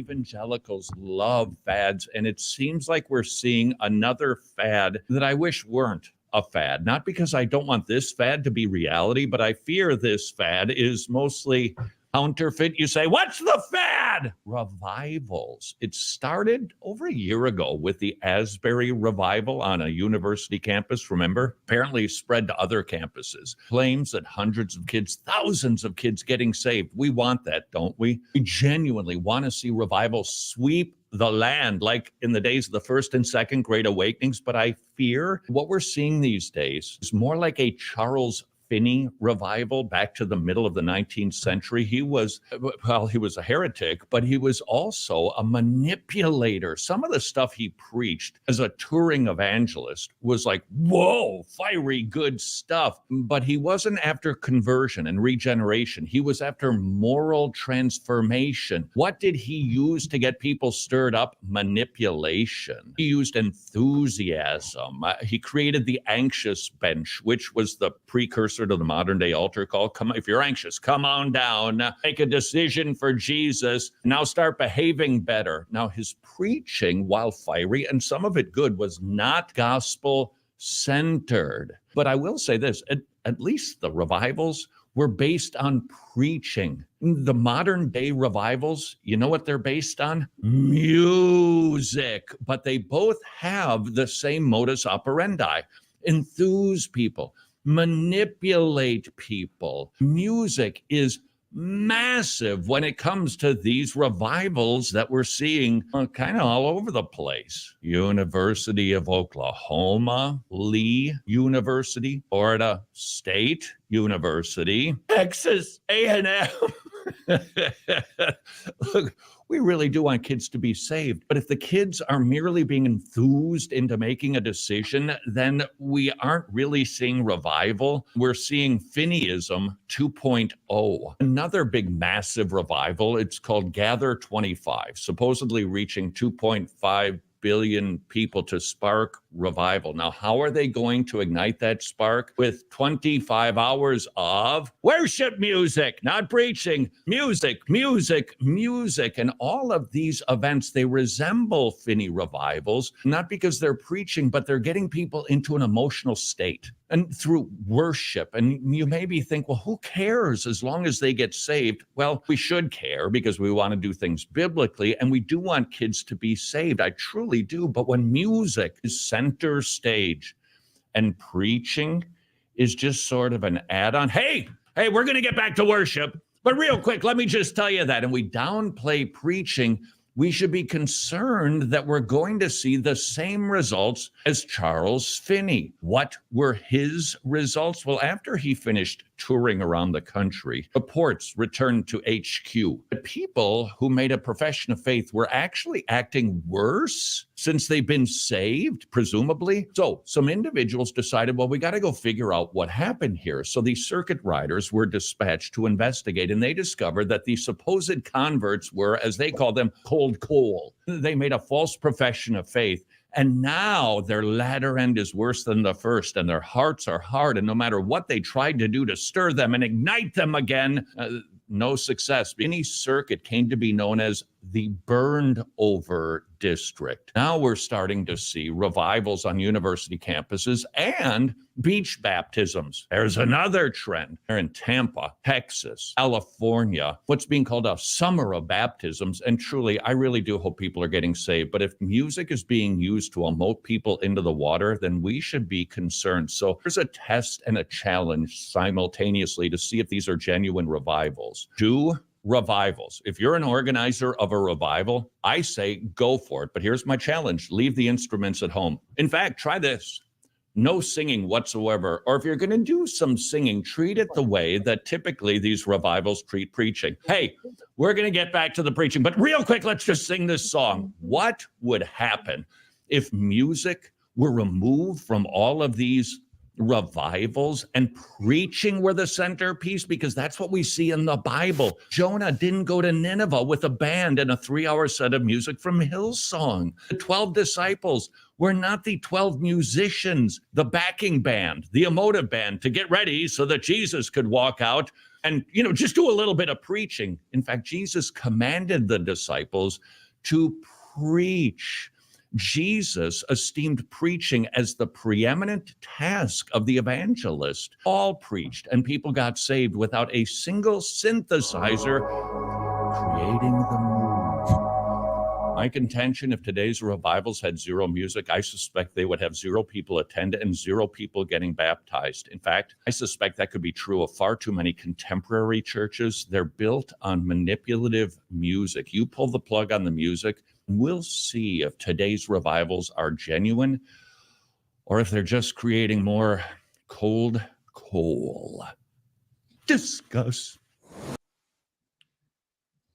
He said a lot of things in there. Amazing video. He said a lot of right things in there. He did. The main undertone that you hear in there, emotionalism, manipulating of emotionalism through music.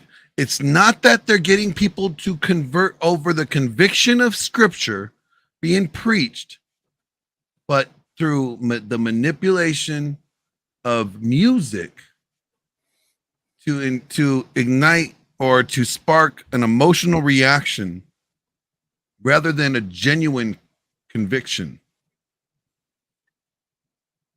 That's very feminine. Yeah. My friend, you guys know George Bruno? The George Bruno? Great. Do you know George Bruno? I do not know George Bruno. I want you and George Bruno to link up. You guys would be spot on. Like, awesome. He is the sultan of gray hair himself. He says churches should try chanting the Psalms or a traditional liturgy. Game changer. Acoustically, it's like believers chanting in a cave. Yeah. But like, don't you think that tactic of the dimming the lights, right? The music and the effects, it's all for a manipulative way to get an emotional reaction out of the audience rather than an authentic response through the scripture. Yeah, no, that's I go Absolutely. with that. I agree with that. And they encourage imaginative prayer as well. Yeah. Yeah. And so what ends up happening is if you go there, it gets destroyed when it ends up like this.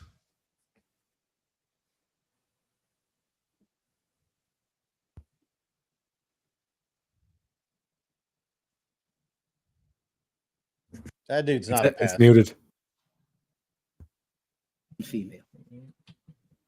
Sorry, guys. That's all right. God decided male and female. No. I'm not. This is not a bad. I need y'all to hear my heart on this. This is not a bashing. This is not a.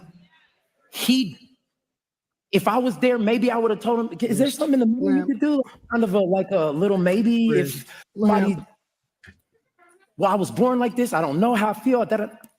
I feel you. And I wish that there was an option of other in the kingdom. Well, why did that? I don't freaking know. I know, honestly, I wish God would have made it so much simpler and it was like A, B, C, or D, like frick. I don't know why he decided to do it like this. This is appealing to emotionalism. I don't know why you're wrestling like that, and I don't know what to do to help you but to stand with you and pray with you and you're welcome at Transformation Church.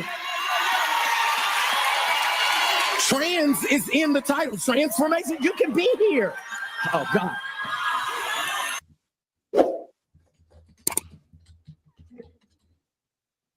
Appealing to emotionalism. The doctrine of emotionalism.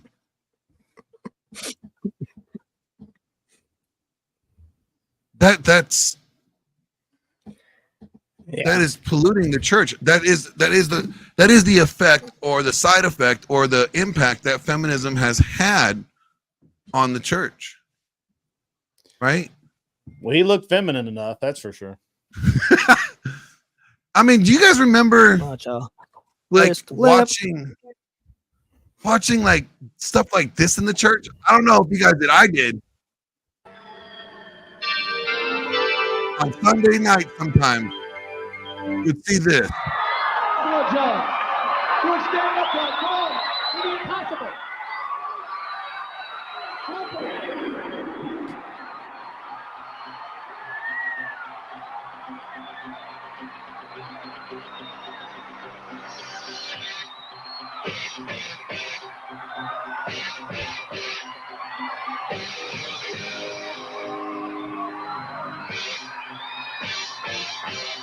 I think I saw this movie. It's Karate Kid 8. Power Connection with evangelist John Jacobs, a program geared to move a generation with the power of God. Today from Grace Chapel in Tucson, Arizona. I mean, the Power Team. Power Connection. Or the Power Connection. I've got a friend. This is like they're just flexing on name's masculinity. Tom. I'll use that name. We embraced masculinity. Tom.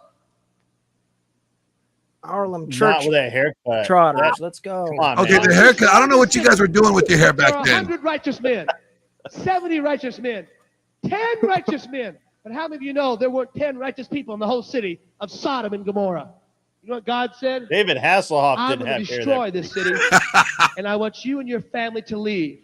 But don't look back. Listen to me. So all of a sudden one day, God says, now's the time. Lot and his wife and his family walked out of the gates of the most perverted city in the world called Faithful and Just. Start thinking, man, people think I'm a loser. But there came a day when I quit nursing it. You tie yourself to it. He was bitter from the Vietnam War. But I met another man. You know what his name was? Dave Reaver. You know what his face looked like? He was bobbing for French fries. All right, look at this. He doesn't have for anybody Look else. at this guy. When you don't. All right, you see him? Okay, the haircut's kind of, questionable. That's kind of like Aunt Rachel. Yeah, I got you. Okay. But overall, the dude looks pretty masculine, right? Yeah. He looks like a dude. He does look like a dude. Yeah, I was gonna say like there's a lot of showmanship, but at least they know what a man and a woman is. The whole like men breaking shit and showing off the big muscles. He's gonna pull up Joel Osteen next. Help me out here. No, man. I mean, yeah, you can say whatever you want about the power team. You can say whatever you want about the power team and they were just doing a whole bunch of show.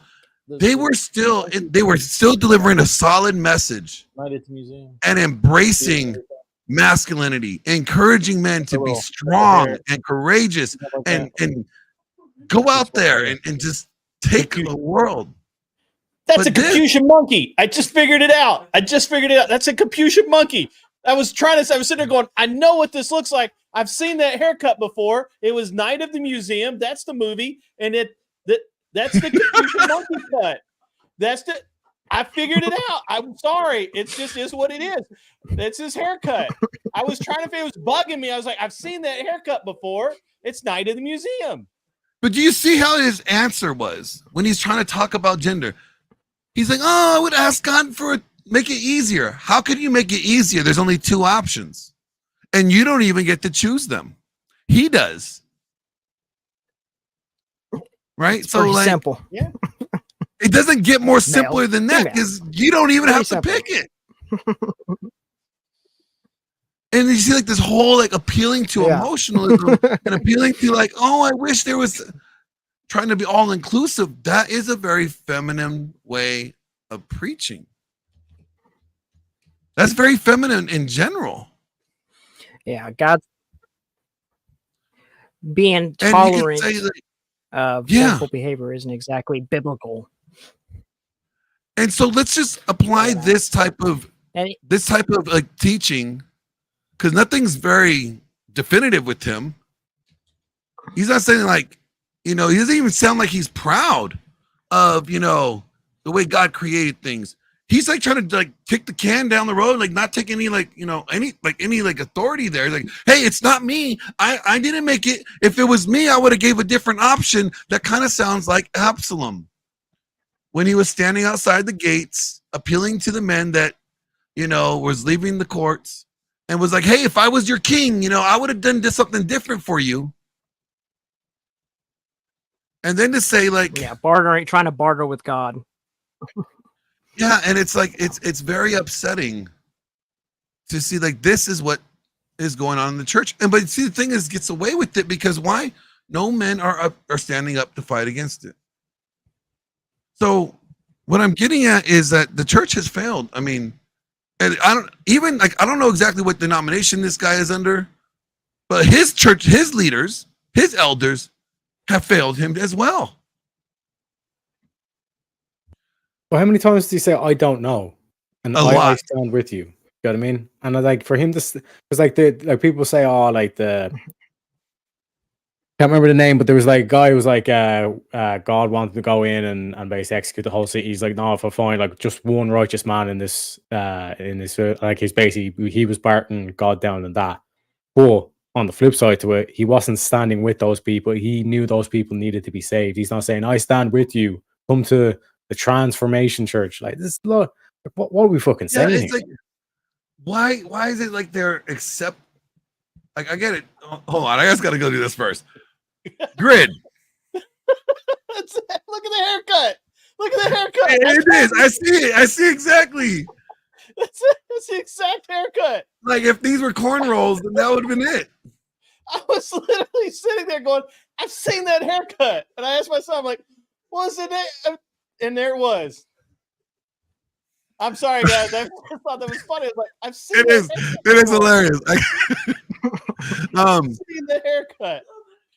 What I'm getting at is like, I get it. We're all sinners, and the whole point is Jesus says, "Come as you are. Come to the church as you is. Come as you is, but you ain't gonna leave as you is. You should change. There should be a change there, right? So if they're like, oh, you're trans, cool. You're welcome here. Cool, yes, you're welcome here. But in order to stay here, you got to be willing to accept the change that's going to be required because there's a standard. There's a standard. There's a requirement. You have to meet a threshold to be granted access to the kingdom. And if you stay trans and you're like, okay, well, I'm standing with you, my trans folks, then you're standing with them, but you're not going to challenge them to move forward. Like it didn't seem like there was any pushback on that. Yeah, you're not helping. Inclusive, feminist way of thinking. Because if you stand with them, you're standing with their message, and their message is antithetical. I got it, Siege. I won't say it no more. They even put like blinking lights there. I know. He was like, "You're about to." Talking.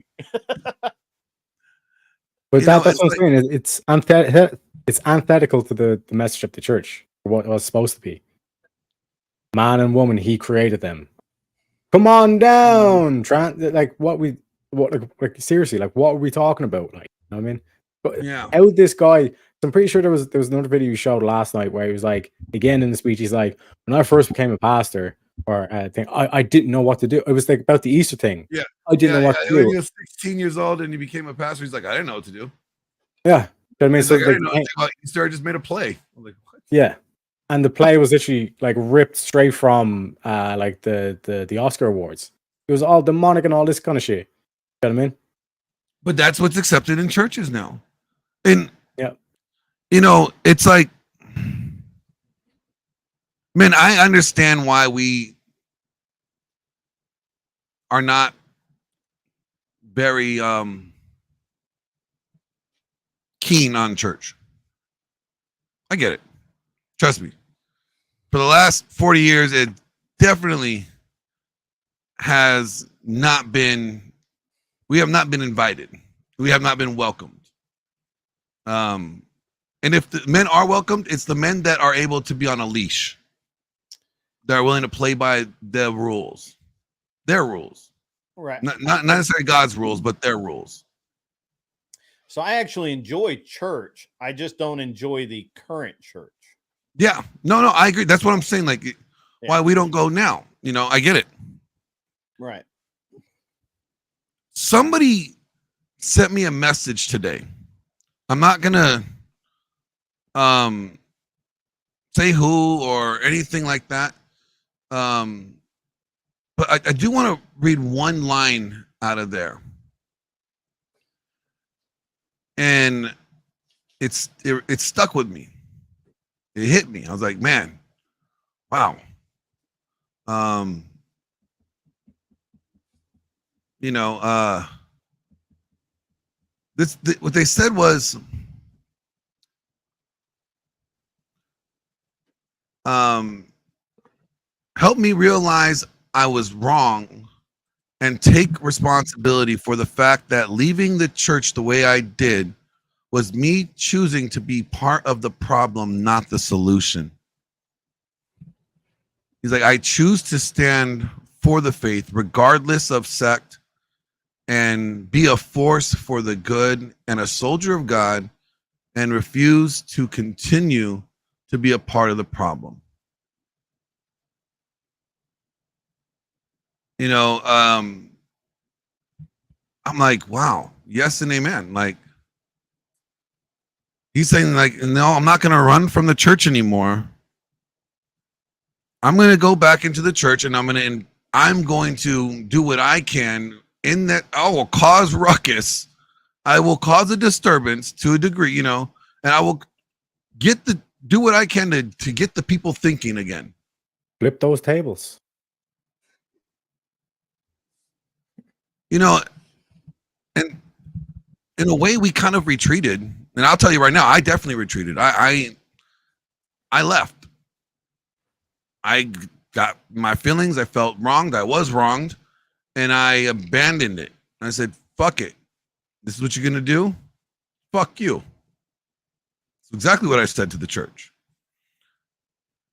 And I use that as an excuse not to go back. But I did exactly what the enemy wanted me to do. Exactly what feminism wants us to do.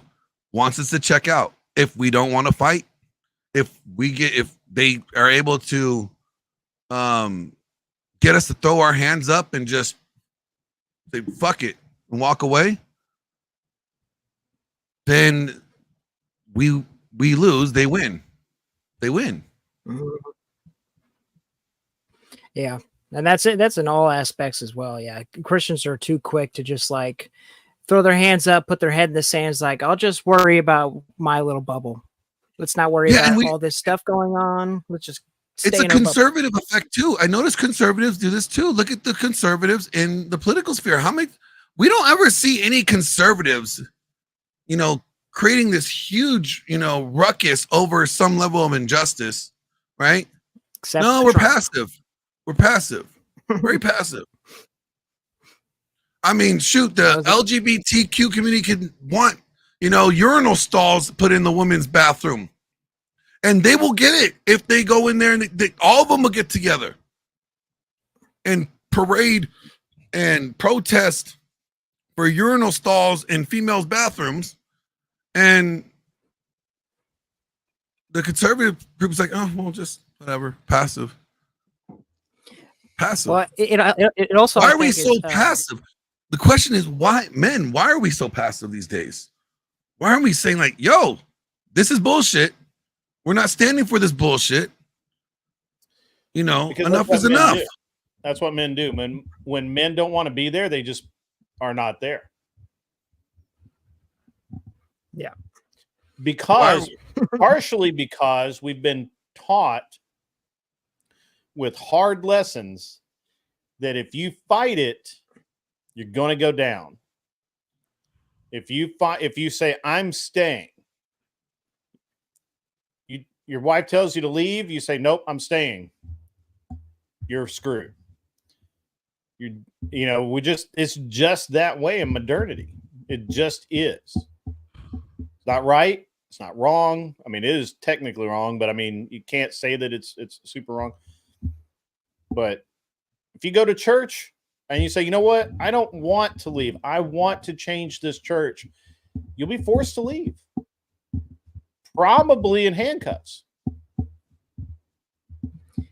Yeah, and only the person who owns the church can be the one who really changes it.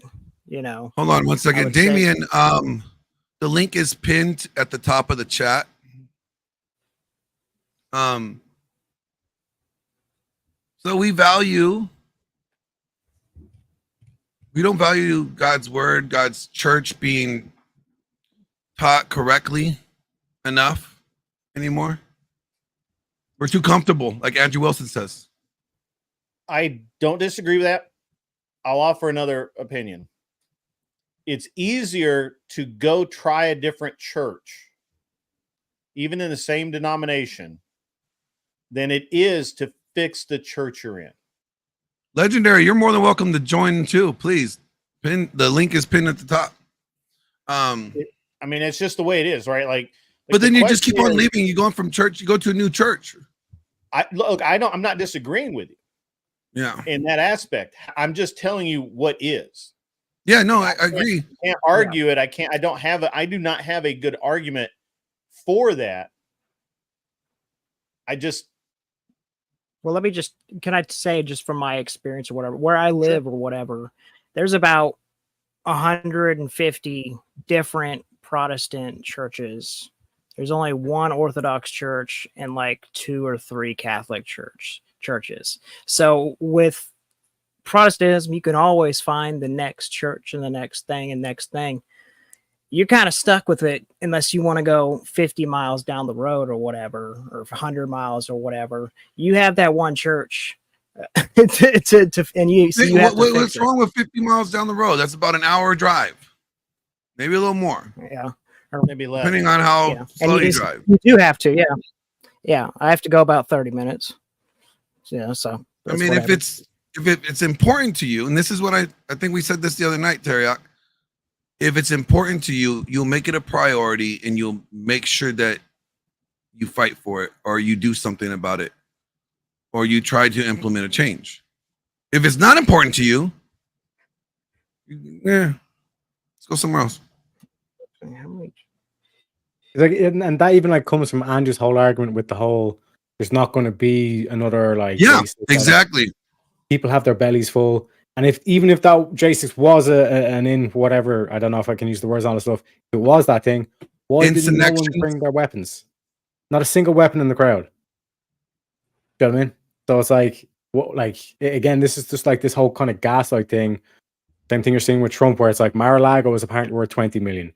If Mar-a-Lago is worth 20 million, I want a bank loan ASAP. Then buying that shit and then instantly selling it for 200 million, 10x. Thanks for the free cheese. Yeah, billion actually, but I understand your confusion. Yeah, he can't count. Remember? Yeah, that's what. But even if I was like that for the quick sale, 200 million, because then someone else gets 200. Because like I said, like this whole thing of like, because even the judge in that case, I don't want to go off on too much of a tangent, but this is just how far like whack society is. That judge is like, no, like I think it's more important for a judge to make a decision rather than a jury, because a jury makes the wrong decision. Like how like that man lives in the South. Do you know what I mean? Like he should have instantly lost his fucking license as soon as he said that shit, because that's the most. And then he went through, and then he's executing he's doing the Trump trial, and he's on camera there taking off the glass, getting his hair right, and all this stuff, even though he looks like a creep anyway. But like that's the state that we're in. And I know it's like well the church has left man and all that kind of stuff, but to Glenn's point, like, why are you not going back into church? You know what I mean? If you, let's say, for example, just to use like a non-religious example, like if you brought 100 people, or probably a bit more at this stage, onto Speakeasy's platform, like your fans, you went onto his verbal combat on Friday night, like where I'm the champion.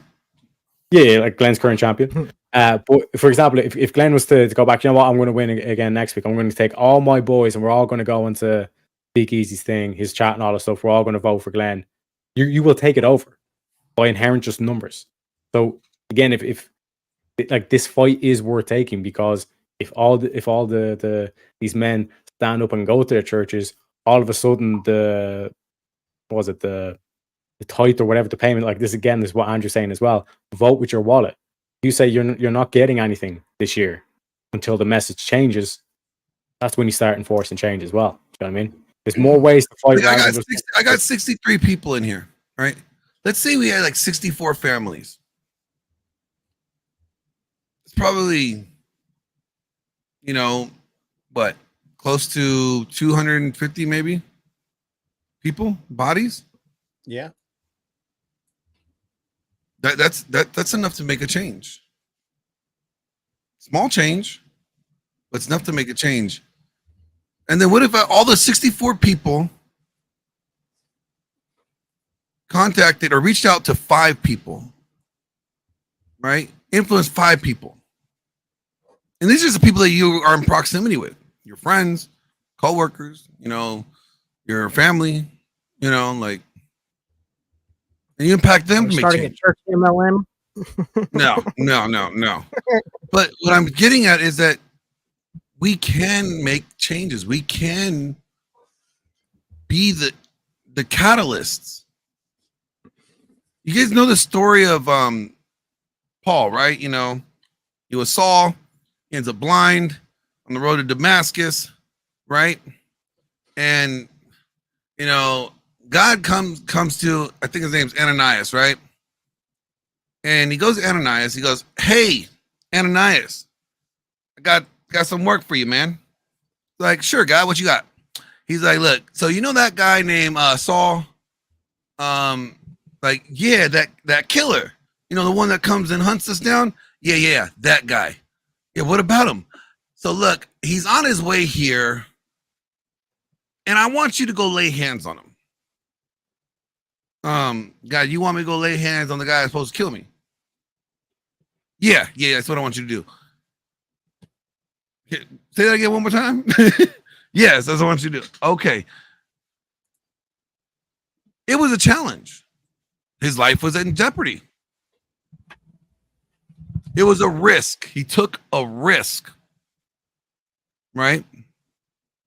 But Ananias's faithfulness, right, of laying hands on Paul really was the catalyst that launched Paul into his ministry. We could be Ananias's. Are we willing to take the risk? Are we willing? Are we willing to trust and be faithful to, and know that God will be faithful to his word, to take the risk to be uncomfortable?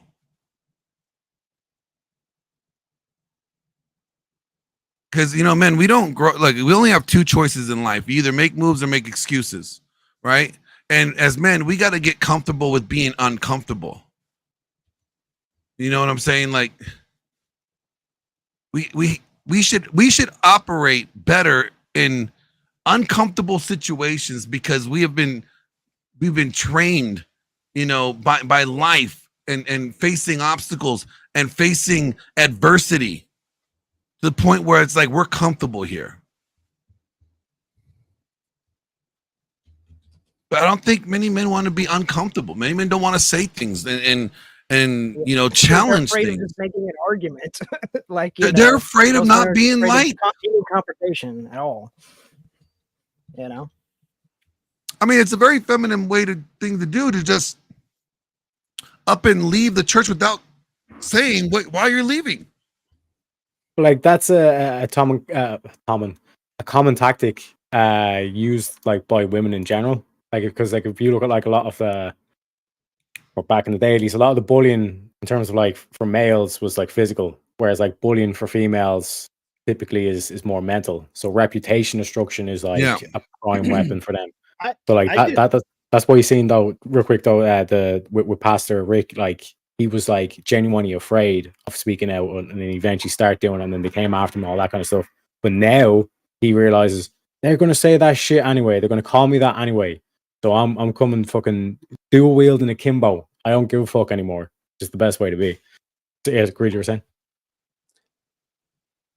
I disagree a little bit. I think men, especially when faced with something like, you know, having to deal with a church that's not behaving the way they think it should, is it the way that they think they should, or what the Bible says they should, or what? Okay, yeah, let's just say that it's a church that's not acting as the Bible says. I think most men, most like real men. I'm not talking about people who complain all the time and bitch and moan and cry. I'm talking about actual men would say, "Okay, I'm out. I'll just go somewhere else."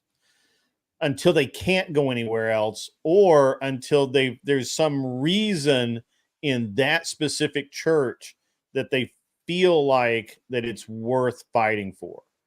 I think that it's, as we said earlier, men, unlike women, we're not really that emotionally involved in it, right? We're really not. Well, we're not women, basically. And but so, like, isn't like the leaving thing without saying anything a very feminine trait? Like, shouldn't we say, "Hey"? I think women storm out. Men just disappear in the night. Facts. I agree with that. Can you guys hear me? We can. Oh, Yeah, yeah. yeah, good audio. Good audio. I just I think it's actually a really feminine trait to throw a fit and want it changed. And I think that, and honestly, I think that in current society, it's such a feminine trait that men don't want to do it. Men. Interesting. Do you think it's feminine to demand change when something is wrong? No. I think that in our current society, we have such an over accentuated sense of self from so many people, Karens and Kens, that no real man wants to be seen as one. So they would rather just say, "You know what? I'm out.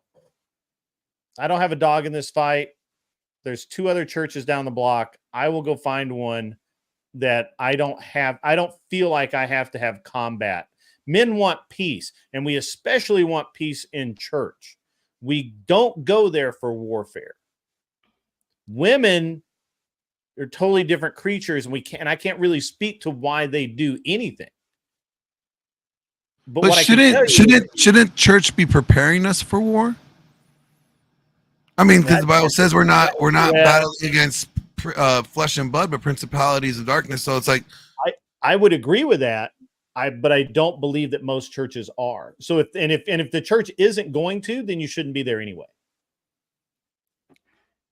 I like where your head's at, and I believe that like the reason that I went and talked to my church is because I have been there so long and I knew what it was, and that's what I want it to be again. Right now, I do not believe that under the current leadership it will change. And I do not believe that there's any realistic way to get that to facilitate that change. So I have 2 choices. I can suck it up and go there anyway, or I can go to another church.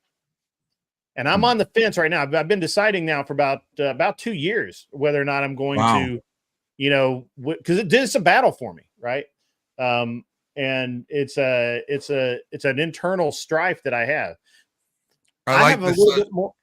I like what Shutai says right here. Yeah. He goes, "These worldly churches prepare men to war against themselves, war against their own identity." That's true. That's true. Yeah. I think I hate to use I don't hate to use it. I think it's most accurate to use the term this Karen phenomenon, where men don't want to be seen that way. We don't want, and honestly, we're just not. We want peace, especially in places like church, in places like my home, in places where I'm supposed to be receiving some healing, some sanctuary. The word sanctuary is important in church, in the idea of church. And so if I can't go there and have peace and sanctuary, then I'm not going to go there. So that's my estimation. I disagree with you that I don't disagree with you that it would be awesome if you were able to get 100 of your friends to come in every week and sit there and tough it out through these horrible sermons and affect the change. I think that would be awesome.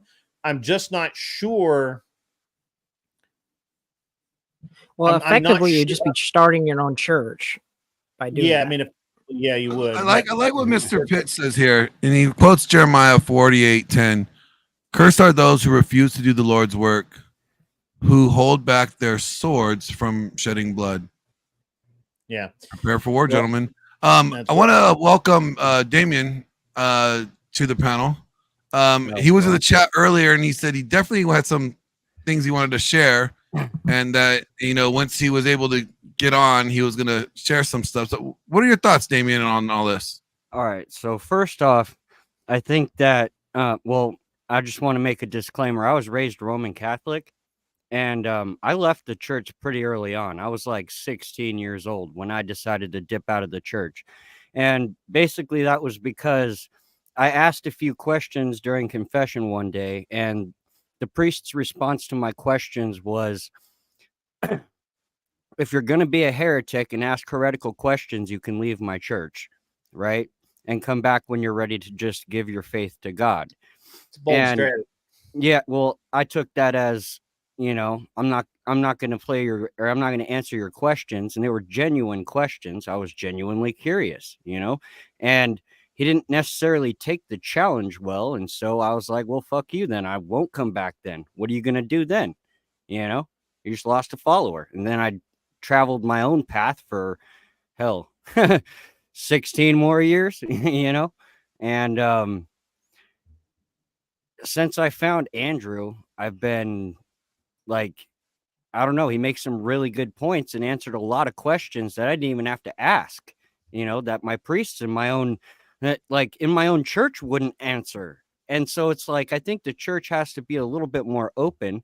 And then as far as the Roman Catholic Church is concerned, I've also been disappointed with them for a long time just because they're letting stupid shit in. Like, I don't know if you guys know what Pope Francis has been up to lately, but he's welcomed more same-sex couples and divorced Catholics than any other pope there has been.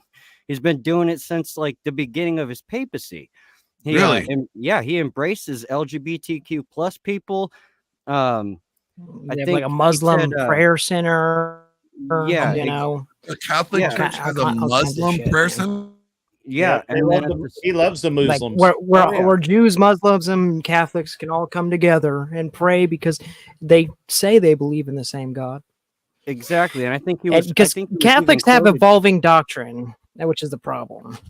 Yeah, and then that's a huge problem. I don't think it should be evolving doctrine. The doctrine is the doctrine. It should stay that way. You know what I mean? I think the church needs to go back to traditional values instead of embracing all this progressive nonsense just to appease crybabies. Wait a minute. The Catholic Church has a Muslim prayer center? Yeah, it's like something prayer center. I don't remember. You have to look For it up. another religion to come. Another religion could go there and. I don't think all of them have it, but it's something that I did read about it. I'm not really sure the details. I did read about it. There's that he's moved further with further forward with all of the acceptance of the blasphemous homosexuality and all of that. And I think there's a call within the church itself to I don't know that they can actually remove a sitting pope, but they're like trying to figure out what to do about this guy because he's really a problem for the church right now. They're definitely trying to get him out, but Yeah. he refuses to back down. And in fact, he slams he won't his opponent, abdicate. calling them hypocrites. And Yeah, that's true. I mean, it's whenever you crazy. can tell a man he's the vicar of Christ, you know, what are you gonna do? Who's gonna kick him out? He's getting direct revelation from God. And I think No, that's not direct revelation from God. That's I know, but I'm saying that. I mean, I can tell you where I think he's getting preaching. his revelation from. Yeah. But it ain't God. Exactly. Yeah, And that's I really do believe that Catholics have a lot of problems. I think church leaders going away from the traditions of what Christianity is what forces a lot of people to want to walk away. They lose their credibility that way. Yeah. I mean, without diving into that too much, I really do believe that this Pope, I have no idea how he was elected Pope, Me but neither. I truly believe that he's insane. Yeah. Truly believe that. I mean, it kind of sounds like it. 100%. It is not very consistent in his rulings or his decisions or however you want to say it. He's very erratic. I mean, he's a panderer. I feel bad he's for a the Jesuit. He's a true Catholics. I feel Straight up. Yeah, he is. Yeah, that's true too. I feel bad for the true Catholics because I think that there's I have no idea how he was elected Pope or selected as Pope. So what should we do, man? Like we know the problem. We are aware of the problem. What ought we do? Should we sit around and wait for our savior? Should we sit around and wait for a savior, someone else to come, go, do something, maybe someone else to start a church that's going to be more patriarchal the way that we want, and then wait for that church to be put together first? It's never going to work because that's just what they've been doing. That's what every other church is. It's just they keep putting new church. I didn't like that one. Let's build this new one. Let's build this new one. Exactly. Keeps That's how going, new and then it gets sects are corrupted created. again. Hold on, one mic. That's exactly how new sects are created. I fully agree. I personally believe, and I'm looking at what happened with the Southern Baptist Convention this year. Oh man! In how many churches SBC did not go because of what they were voting on, because of the disagreement within the group of church, within the convention itself, and how many churches said our young people are not going. We're not. What can you give for those that are not Baptist? Oh yeah, so the big bone of contention this year is that there was a internal law, if you will, that women could not hold any position in the church, and it's been that way forever. It is the way it's supposed to be, and it just was, or just is. However, again, and this is again why I brought this up the other day, Glenn. This is why we're having this conversation now. Is the women in the church have grown so powerful, the women's groups, that they've now voted that women can hold positions in the church. They weren't clear which positions, so they could maybe be deacons or something, like similar to how the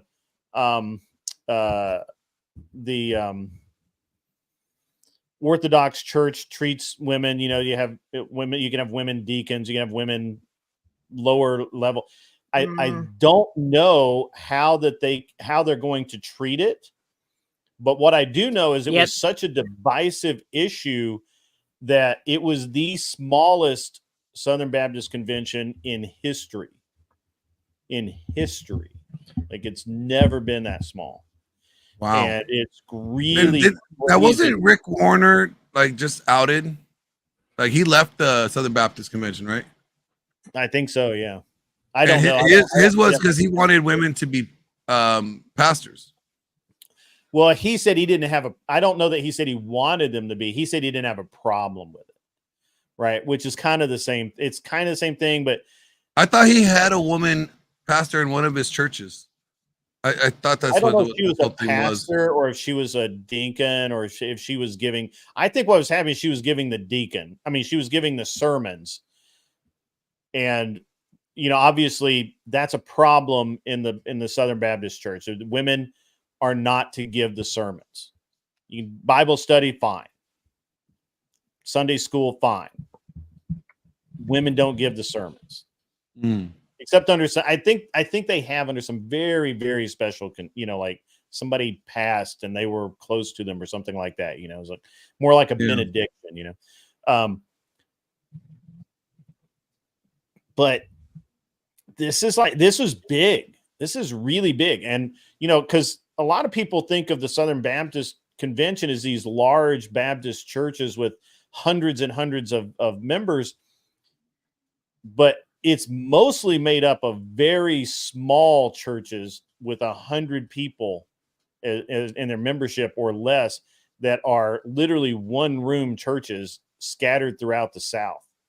And those churches did not attend. They did not send. And the biggest problem is, or the biggest indicator to me is I went almost every year to the Southern Baptist Convention as a youth to be there, to be part of it, right? And they fill they fill football stadiums with these youth. It was not like that this year because the churches did not want to send their youth. They didn't want to waste the time. They didn't want to waste the money. And more importantly, they didn't want that message delivered in the way it was delivered. And so I don't know I don't know how it's going to come down. Like it's a big mess right now. So basically the SBC's almost on the verge of like collapse. I don't know if it's on verge of collapse, but certainly it's a very real possibility that it could be restructured and more clearly defined, because I don't even know how the women got this far, because there is no direct path in the Baptist church for a woman to even get there. Like it had to be that weak ass men allowed this to happen. So Sam's ruined the world, man. Sam's ruined the world, man. That's the truth. Because without the man healing to the woman's desires, they can just say no. Mm-hmm. But they want to appease their woman. You know. Again, let's think of. I wanted to spend the rest of the time, at least the next half hour, think of practical, actionable information, things that we could do, either ourselves or as a collective of men, or men and women, because there are women in here that agree with us. I mean, we have Auntie in here that agrees with us. Jantix agrees with us, you know, in a lot of these things that we're saying.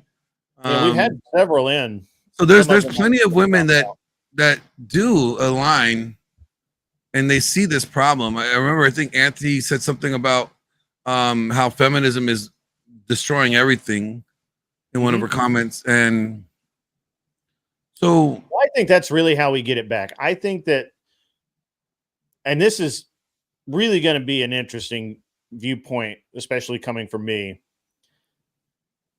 My viewpoint is that we have to, as men, we have to begin to lead. Well, we have to lead. Women have to be shown how to submit properly. Men have to be men again.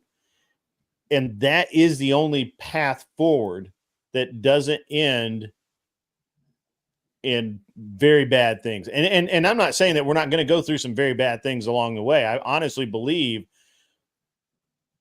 my honest belief is that we're living the age of Moses again. I don't think we're going to see a flood, but I believe that. Well, he promised he wasn't going to flood the earth again. So Right, yeah, I'm it's not gonna thinking be a flood. fire next time. Like, you know, Could be. Yeah. Well, I mean, California burns every year, so or hail, just like a year worth of hail. dude. Everything is the size of No golf way. balls or softballs. I mean, yeah. That's funny. It'll I mean, specifically be on California. hey, Yeah. Yeah.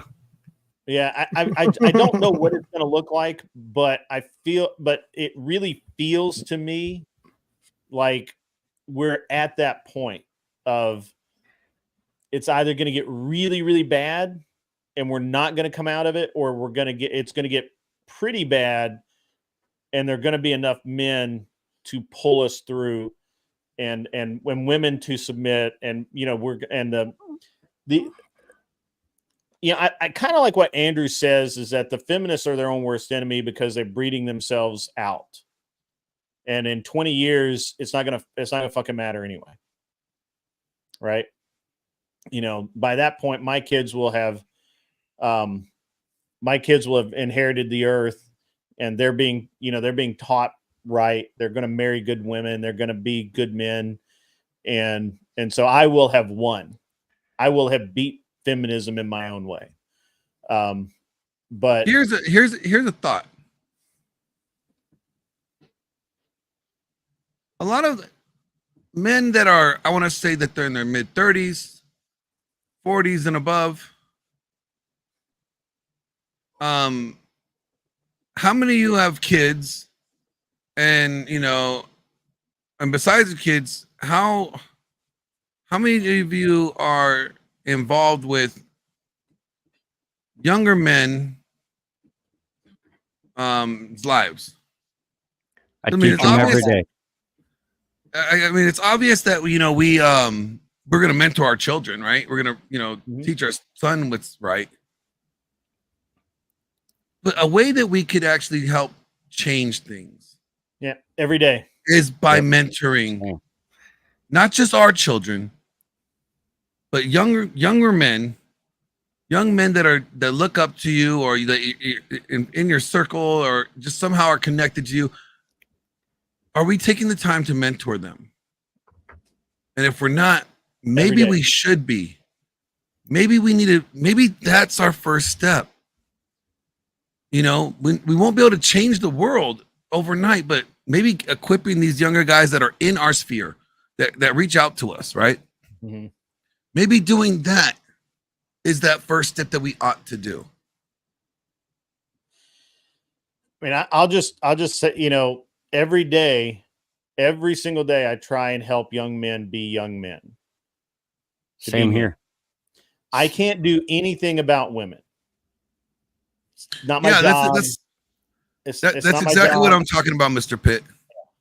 I'm sorry. Go ahead. I'm not, I don't have anything to do with women. I don't talk to any that aren't my wife, except in passing, or, when I have to. I don't have any influence on them, so I can't do anything there. But with young men, whether it's, the kids on my son's trap team or shooting team, young men that I've run across in various groups that I'm active in, the Boy Scouts, we're active in that. All of these areas, I show young men how to be a man. I talk to them as men. I've never taught. I tell you something. It's really interesting that really stands out. I've never talked to my son, who's sitting right there. By the way, he's been here the whole time, making a bunch of noise because he can't. I heard him. All that ruckus. I know. Shut up. I'm messing with him. That boy can shoot. Yeah, let him do his thing. That's all right. My young man has never been treated as a baby, as a kid, so to speak. When he was younger, I called him Mr. I demanded that he called me Mr. I called him young man. I called him sir. I called him all of these correct things. And so now every single person that he runs into, it always remarks back to me how amazingly polite he is. and how he will be, he will stand there quietly until he is spoken to. And he is not a problem, because I never did. Once he was old enough to walk around and move and talk and have even the smallest conversation, I treated him as a young man, because he was a young man. He is a young man. He is not a child. He's not a kid. He's not an idiot. He's not a boy. He's not a little boy. He's a young man. And right now, when he was 10, and the reason for this is when he was 10 and I was teaching him these manners and teaching him to be a good person, he was 4 foot, 8 or, 4 foot and a half, 4.5 feet tall and 100 pounds or 80 pounds. He's 6 foot and 180 pounds now. I mean, this dude can do damage. Oh yeah. Right? I seen how wide that boy's back is. I mean, do you want a young man like this to lose his temper because he doesn't know how to control it? Do you want a rude young man walking around in the world and loose in the world today? I mean, it would be entertaining to watch him. It would be entertaining, but yes, I would not. But no, we don't want that, right? We need good young men, and the way we get good young men is by training good young men. We don't get them by preaching to them. We do not get them by telling them how wrong they are. We don't get them in all of these ways. We get them because when they're young, we treat them as young men. And one of the ways that they're most receptive is when they're being active. So, like Grid takes his son shooting. I train young men in parkour and free running every day, 7 days a week. So, you know what I mean? Like, I think that's another problem is like men just aren't active anymore. Yeah, that's true. Men are not built for war anymore. Yeah. Not built for combat. I think if you treat a young man as a young man, then he behaves as a young man. Yep. If you treat a young man as a child, as a kid, as a stupid person, that's how he behaves. If you have low expectations and you treat them like they don't know what they're doing and they can't get it and they can't do it and they're stupid and you have to do it for them, that is all they're going to know. And so, yes, every single day, and I treat every kid like that. I tell his friends the same thing. I call all of his friends by their last name, Mr. Steenberg and Mr. whatever, because I don't need to know their first name. I don't call them by their first name. Right? They're not my kid. They're my family. Oh man. So yeah. Because I think part of the solution is, it sounds weird, guys, but it's in the Bible. I know that's kind of out there. Right? It's a really weird. Just hear me out now. Hear me out. Titus 2 says, "You, however, must teach what is appropriate to sound doctrine. Teach the older men to be temperate, worthy of respect, self-controlled, sound in faith, in love, and endurance." Do you see it says worthy of respect? Yep. That means you're not automatically granted respect. Thank you. Oh man. I've been trying to tell people that for a long time. You have to be worthy of it. Yep. That also goes to, Ephesians 5, when it talks about wives respect your husbands. Yes, she ought to respect you, but are you being a man that's worthy of respect? Yep. And then let's scroll down to verse 6. Similarly, encourage the young men to be self-controlled. In everything, set them an example by doing what is good. In your teaching, show integrity, seriousness, soundness of speech that cannot be condemned, so that those who oppose you may be ashamed, because they have nothing bad to say about us. This is where we're failing, guys. This is where we're dropping the ball. There and up here. Oh, you read atheists won't like that one line right below that one, number 9. But it's important. What? the Teach slave, the slaves to one be right subject. after it or whatever. Yeah, Teach the slaves to be they're subject not to gonna their. like that, but it's important. Well, you have to understand that it's basically saying teach the employees to be subject to their bosses. Yeah. Yeah. You know, but right here is this where we're Don't show dropping the the ball. atheist that. If we really are talking about wanting to see change or make a change, right? And for the future, are we doing this? And I get it. Many of us will say, yeah, I'm doing that at home with my son. Right? I'm doing that at home. Right? But this doesn't seem like it's saying it's limited to just your home or your children. It says encourage the young men to be self-controlled. And everything set an example by doing what is good. So they're gonna mimic us. If we're not setting the example, if we're not even in proximity for us to be an example for them, are we doing what we ought to do? That's why I think, maybe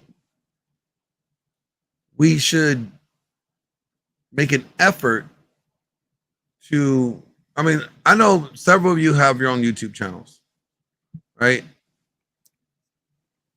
Are we engaging with the younger people? Are we, when we're offline or whatever, are we sowing seeds into them? Are we trying to, maybe not necessarily one-on-one, because that costs time and time is money, but are at least, available for them to try, reach out. Maybe that's part of the solution. I don't know. What do you guys think? I think that's a pretty good, actionable first step that I think we could do. I could definitely agree with the that's lead where by it starts, example part. For sure. Yeah. And what Grid One was saying, or whatever, with treating a child, as a young man, an adult, or whatever, everything is very important. Because if you look back in the day and everything, kids 7, 8, or whatever, they're out there working. They're just like his son or whatever, sir, ma'am, thank you, all this stuff back in the day.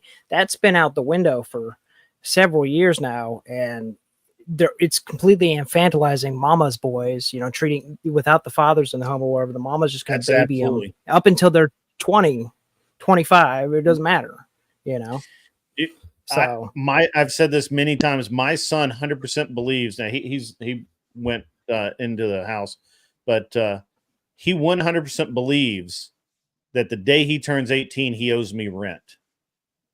Like he has no disillusionment about being an adult and paying his own. Wouldn't it really be more like 17 years old and 3 months? Because that's pretty much when he was conceived, right? So he had 9 months in the womb, which was still under your authority. Back pay. I was still paying for it, right? Yeah, and that's funny. And then you got to think about the several weeks after he came to this world. He did damage your property. It had some healing time to take care of. So there's. It's very funny because he is very well aware of what money is. He's very well aware what things cost. He is at the stage now where he has a lot of anger. Right? He's 14. He's at that age. He's got hormones going crazy. He has a lot of anger, and I'm so glad that I spent all of that time. My wife is too. My wife always thought that I was being a little weird about this. My wife thought, I don't understand it. You're the dad.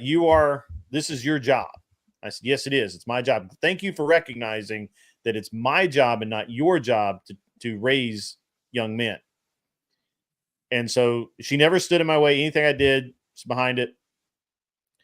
And 100% now she looks at it and says, I'm so glad that you raised our son the way you did, because he could seriously hurt someone. with the amount of anger he has. I mean, we were all 14 once, right? Yep. We've all been there. Okay. You know, if he was to lose his temper and hit, you know, my mother-in-law, his grandmother, or my wife, it would be so bad, right? And a lot of young men do that. Mine hopefully will not. Hopefully I've done a really good job, and he's got, you know, he's you know, based, you know, we sent him to a Christian school. We've done everything we could to give him all the tools to prepare himself, and he has used them, which is the most important thing.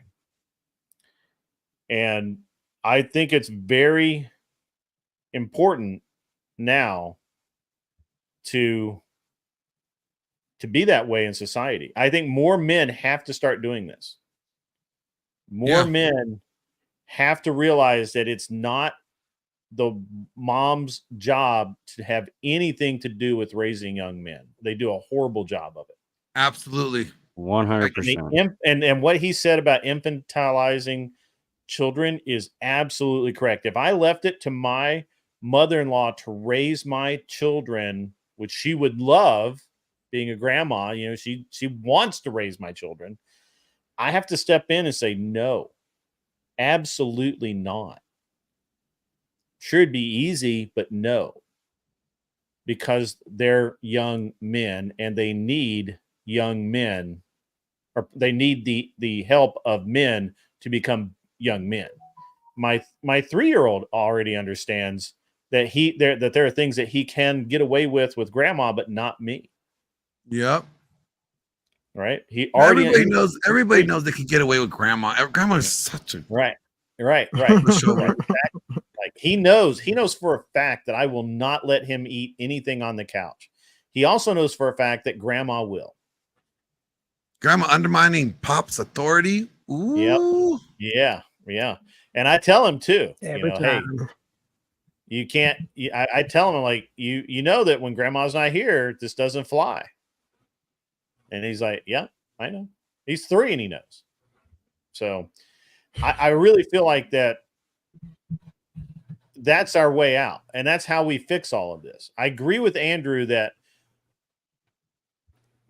religious people, based people who enjoy having families, are going to have the children. Those children are going to grow up and to mirror their parents, hopefully, because hopefully we can become better parents. We had a period of time over the last 50 years where parents sucked.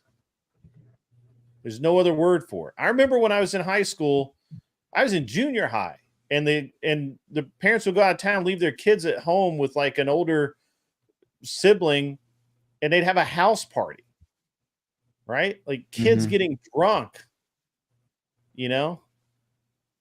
What the hell? Mike, no. Hell no. Not only no, but hell no. That doesn't happen. Right? Like that's not Good the old world boomers. right. Yeah, that's not the world we live in, right? And this is unfortunately, I think that we're coming through the other side. Right? We're coming through the other side. We had problems. Yeah. We've had the degeneracy. We had the growth of degeneracy into probably its, if not the worst it's ever been, pretty damn close. Sodom and Gomorrah got nothing on LA. What? Yeah. I don't know about that now. Yeah, what about Vegas? LA and New York. Have you been to Vegas? Gomorrah, man. Have you been to Vegas? Sodom and Gomorrah, Vegas, and LA. I mean, I would say we're at least better than New York. Like, you know, you got to throw New York up there, like, and then Florida. Florida is real bad. Like, all the thong bikinis, in Florida. Come on now. Chicago. I mean, yeah, Florida gets a bad rap. It's all right. But prostitution is not legal in either of those areas. It's not legal in California either. It is in Vegas. Yeah, but why you say California? I mean, I get it. My state is bad, but I mean, come on now. Oh, Yeah, at least throw Vegas up there first. I've That's been to funny. LA, bro. Yeah. I basically got assaulted at the airport. So I was like, Man, I used to live in Southern California. yeah, I'm in it, Yeah. so sorry for Yeah. you. Well, you know, some of Southern California is like really based. Like if you get outside in like Bakersfield and some of those areas, those farmers go are based more as hell. inland. Yeah. Yeah, they're based as hell, dude. Little towns that are just like they hadn't changed since the fucking 50s, bro.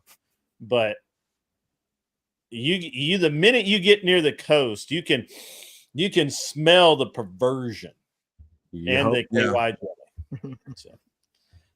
Watermelon flavored. Mr. Zoggs, baby. So yeah, bro. I mean, we're laughing about it, but it's a real thing. I think the degeneracy is at a point where the fortunate thing is that they're not breeding, and if they do, they give the children up, or you know that somebody that is based are raising these kids for the most part. I'm not saying that there aren't a whole. Or it's usually like one kid too. You know? Yeah. So it's it's a very much. I hope that Andrew's right that it's a self-healing problem, right? Yep. Self-righting ship. As long we as are taking on water. Well, We're still taking on water. As long as we stay par for the course and steadfast in our, in our intention. When we call it a self-healing, or self-righting ship, it kind of gives the impression that there's nothing that we ought to do. No. We have to continue doing what we're doing now Yep, to exactly to what make I it meant. the self-righting. I mean, when we say self-righting, there still has to be action there, right? So we have to continue. And as a matter of fact, so when I was at the range this morning and I was purchasing, I bought my. Sorry, all right, back up a minute. I told my son that if he did really well this weekend, and he conducted himself as a young man, and he was a perfect sportsman, that I would purchase him the next level of shotgun. Okay, it's not. I mean, it kind of a bit, it's not a huge investment, it's a good bit, but it's a pretty big investment for him to have, right? It's and it's super nice. It's exactly what he needs. He did exactly what he was supposed to do. And to contrast his behavior with some of the other kids' behavior was crazy. I mean, like these kids would miss a target and they would, they'd eject the shells out of the gun and just slam them down on the ground, just throw them down. Like they were disgusted with themselves and disgusted with everything. And then they missed it again. And because they have no self-control, their parents are probably, entitled Karens and Kens. And, they're everywhere. But my son would miss, my son would miss, and he'd look at it. He'd be like, and he'd unload, put the spent shells in the trash, put the new shells in, and wait his turn for the next round. And I wasn't the only one that noticed it. Other people noticed it, and they're like, hey, he's really calm. He doesn't lose his temper or anything. I'm like, yeah, it's really good. It's really good. And so today we met these gentlemen to purchase the gun. And I looked it over, everything as it says it is. And they're like, well, what do you do? And I'm retired, but I do this show on YouTube a few nights a week. And I've actually been on all week till like 2:00 in the morning every night. And I'm taking some time off, which I didn't exactly plan to be on this for the whole show, but it's fine. And they were like, well, what kind? I said, well, it's mostly men's advocacy. I talk about, and I said, like all week we've been talking about Christianity and about church and these sorts of things. Of course, these guys had just come from church, and they were really impressed with the way my son comported himself. And they themselves said that this is how this is the way forward through the future. You can't have it any other way, right? There's it's just, I can't stress enough, even if it's not your kid, being a good example for a kid, it can mean a lot. Or just being there to help somebody out. Like, right. Like, if if one of the scouts doesn't have a piece of equipment, and well, actually, last weekend there was a young kid, same age as my son. Now he's like a foot shorter and probably 40 pounds lighter. He's not burly like my kid for whatever reason is. He ain't real man yet. Got it. Yeah, he ain't a real man. So, but he's same age. They didn't really talk a whole lot. My son was shooting. This kid wasn't. And I talked to the father. I'm like, hey, why is your son going to shoot? He's like, well, we don't really have gear for him. We're just kind of bringing him out to see how he liked it, and then we'll go buy him gear. And I'm like, you know what? My son is too big for his old gear, and it sucks to buy a $70 gun belt and cut it up to fit a kid. Nobody wants to do that. And I told him, I'm like, go over and tell Aiden to give you the gun belt. And Aiden gave him the gun belt and the inner belt and everything that he needs. He didn't give him the holster and everything, but just the belt itself. And the kid was ecstatic about it. And so a little later, the dad comes over and he says, hey, what do I owe you for that? I need to pay you for that belt. And I'm like, you don't owe me a dime, brother. I just want to see you and your kid come back. Yeah. Right. And that, it cost so little to make such a big difference. Huge right? impact. Yep. Right. And I agree. It doesn't. What did you show these kids? You showed them generosity, kindness, right? Yeah. You showed them like not to expect anything. When you do something, just do it with no strings attached. Right. Do it. He wasn't selfish. He did it for the betterment, the greater good for another child, not for his son. He didn't do it for lining up his pocket. Yeah. Most importantly is when that kid went over and asked my son for the gun belt and said, hey, your dad said to give me this. My son just reached in and gave it to him. Yeah. Didn't argue, didn't say, but that's mine. None of that. He's like, here. Kid. Well, hey guys, I gotta bow out of here real quick. If you guys actually, I was about to wrap up. I was about to wrap up. I was gonna have everybody say their final words. And real quick, chat, please donate, support to all these, guys' channel. I'm not sure, Damien, if you have a channel. I do. Or not. It's a little channel. I only have one video. There'll be more stuff coming to it, but hey, mods, if you guys could grab these people's links to their channels and drop them in the chat, please. And I really encourage you guys, give what you can to support these channels, because if we really want to make a move, we got to invest our time, our resources into the people that are wanting to help facilitate this move and change in this direction. And where we invest our time and our resources matters. And we could either invest them on a video game to play and enjoy ourselves, or we could invest it in helping change the next generation the way that we want to see it changed.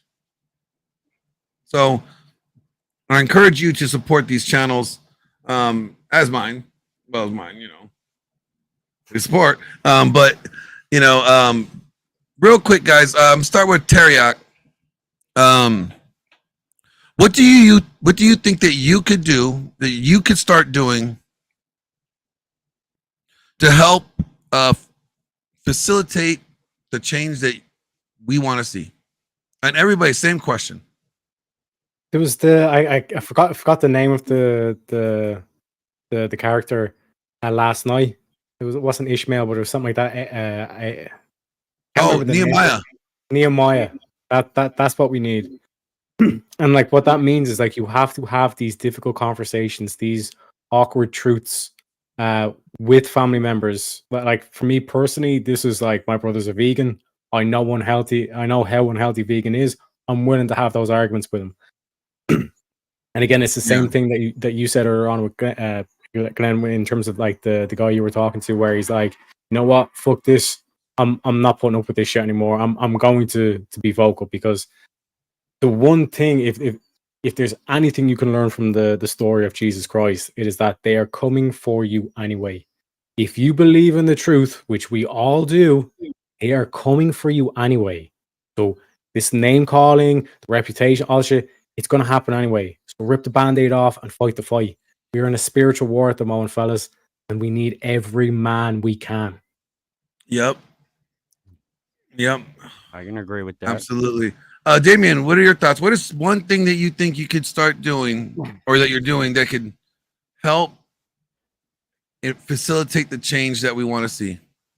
I think I could take the same kind of lessons I teach my students, my parkour students, and incorporate that into, you know, an active YouTube channel and get that out there. Because a lot of my students are younger, right? They're in their early teens, middle teens, like pre-adulthood. I do have some adult clients, but I have mostly young audience to speak to, and I do train these guys on a daily basis. And like parkour is really good.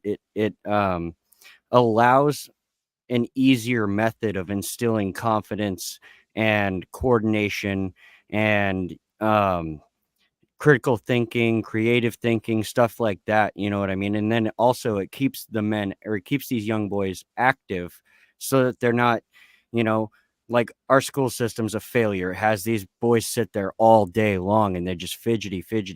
Men need to be moving around. They need to be doing things. And so, I mean, if I could spread that word to a wider audience, I think that would be integral, right? Yeah. Absolutely. Weird John. Weirdo John. Weirdo John? Is he frozen? Am I frozen? You're good. Yeah, you're good. Is Teriyaki John. frozen? No, Teriyaki is a statue. He's the mannequin. Yeah. He's a woman. All right, he dropped off. Go ahead, Grid. I'll wrap it up. But go ahead. Final words. I think it's been a really good conversation. I do believe that we're led to believe specific things that are not necessarily true or not necessarily accurate, and we have to do a really good job of sussing those out for ourselves. I do believe that our children are really the way forward, and so if you are in a church that's causing harm in some way, then you need to fight. You need to do what you need to do to correct that, whether it's join a different church, you know, move across town to something that's more appropriate to you or whatever. And I think that realistically, the only way that you can fight the good fight is looking at the long game. And realistically, that long game looks like you have to be involved with young men and to some degree young women and educating everyone along the way in a reasonable manner, right? Like we need to really look at how things are presented so that we're not on this extreme bubble of ridiculousness that everybody finds themselves on. And that's that's kind of it, man. I mean, I'd love to say it was more complex than that, but I really think it's really simple. Yeah. Weirdo John, what are your thoughts? I think just basically what you guys have been saying, you know, stay active in your local community, stay bettering yourself, and by bettering yourself, you will, you know, encourage others to do better as well. But stay active. Don't put your head in the sand. Changing the culture is a big part of it, and I think that's what I'm gonna try to do with my YouTube channel, on my music, hopefully, and all this other stuff, and in my local community as best you can. You know, try to fix myself and everybody else as much as I can. We're not saviors, but we got to keep trying and hold that line. That's the main thing. If you don't hold that line and deal with confrontation, like we've been saying, you're going to deal with it anyways. So might as well say the truth. Yeah. Yep. We may not be saviors, but we're soldiers. I'm going to give you guys a weird take. I agree with everything you guys said. Absolutely. But I like what Miss Auntie said here. You need every woman too. Women have to stop going along with the BS and start holding other women accountable and trying to bring in sacrilege. I know some of you out there have wonderful wives. I mean, we all know Rachel Wilson, right? Great woman, great wife, great mother. Andrew even says she's a great woman, great wife, great mother, right? Yeah. He's not afraid of pointing out what men ought to look for in women, what qualities. We have all these shows that show these hoes and, right? So a lot of these guys don't even know what a good woman looks like. It's true. Proverbs 31, it talks about like the husband has no problem praising his wife. Like being not like worshiping her, praising her, but giving her praise. Like, he's vocal. He is proud. He's unashamed of saying, I got a good wife. I got a good woman. Guys, look, this is what you ought to be looking for. My wife is a great woman. To me, she's the definition of a Proverbs 31 woman in my eyes. I think I don't brag about her enough in these cases. And we're told not to. It sounds like you're simping. But then we leave all these guys questioning, like, where are all these good women at? What does a good woman look like? If we're not encouraging women, especially the good women that we have in our lives, to encourage other women, if we're not praising them for the good things that they're doing, and that shows men, one, how to treat a woman, but two, it also shows other women, hey, you love attention. We know you do, but look at this attention. This is the type of attention you want, not the attention that you're getting on Instagram. So we got to also equip the women, our wives, the women in our lives, to step out and stand up and to be proud of being those type of women. And at least that gives, right now, there's all this black pill mindset, right? Everybody's just nihilistic and everything, doom and gloom. There's no good women out there. And nobody's saying, hey, no, that ain't true. I got one. So that means there might be more out there for you too. So that's what I would say. I think that's something I think that we ought to do. That's just my opinion. So, but with that said, we're going to go ahead and wrap it up. Thank you guys for tuning in. We're going to go raid Andrew Wilson. All right. Awesome. So when you guys get there, let him know where the raid's coming from. He's off, I think. Oh, is he off? Because I thought he was. I have it redirected to him. Yeah, it's they finished up. He's about to go on whatever. Oh. Yeah, he's actually he's on whatever right now. So I'm gonna go ahead and change it to he's live. Yeah, he's live. Change it to his stream on whatever, yeah. Yeah. He was quick with it.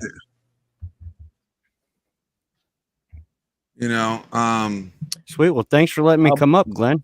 Yeah, no problem. No problem. Yeah, absolutely. Thank you, Glenn. Oh, cool. It's already going to whatever. Cool. All right, guys. Well, with that being said, enjoy the rest of your Sunday. Let's just keep it going. All right, keep moving forward. Till next time, peace. See ya.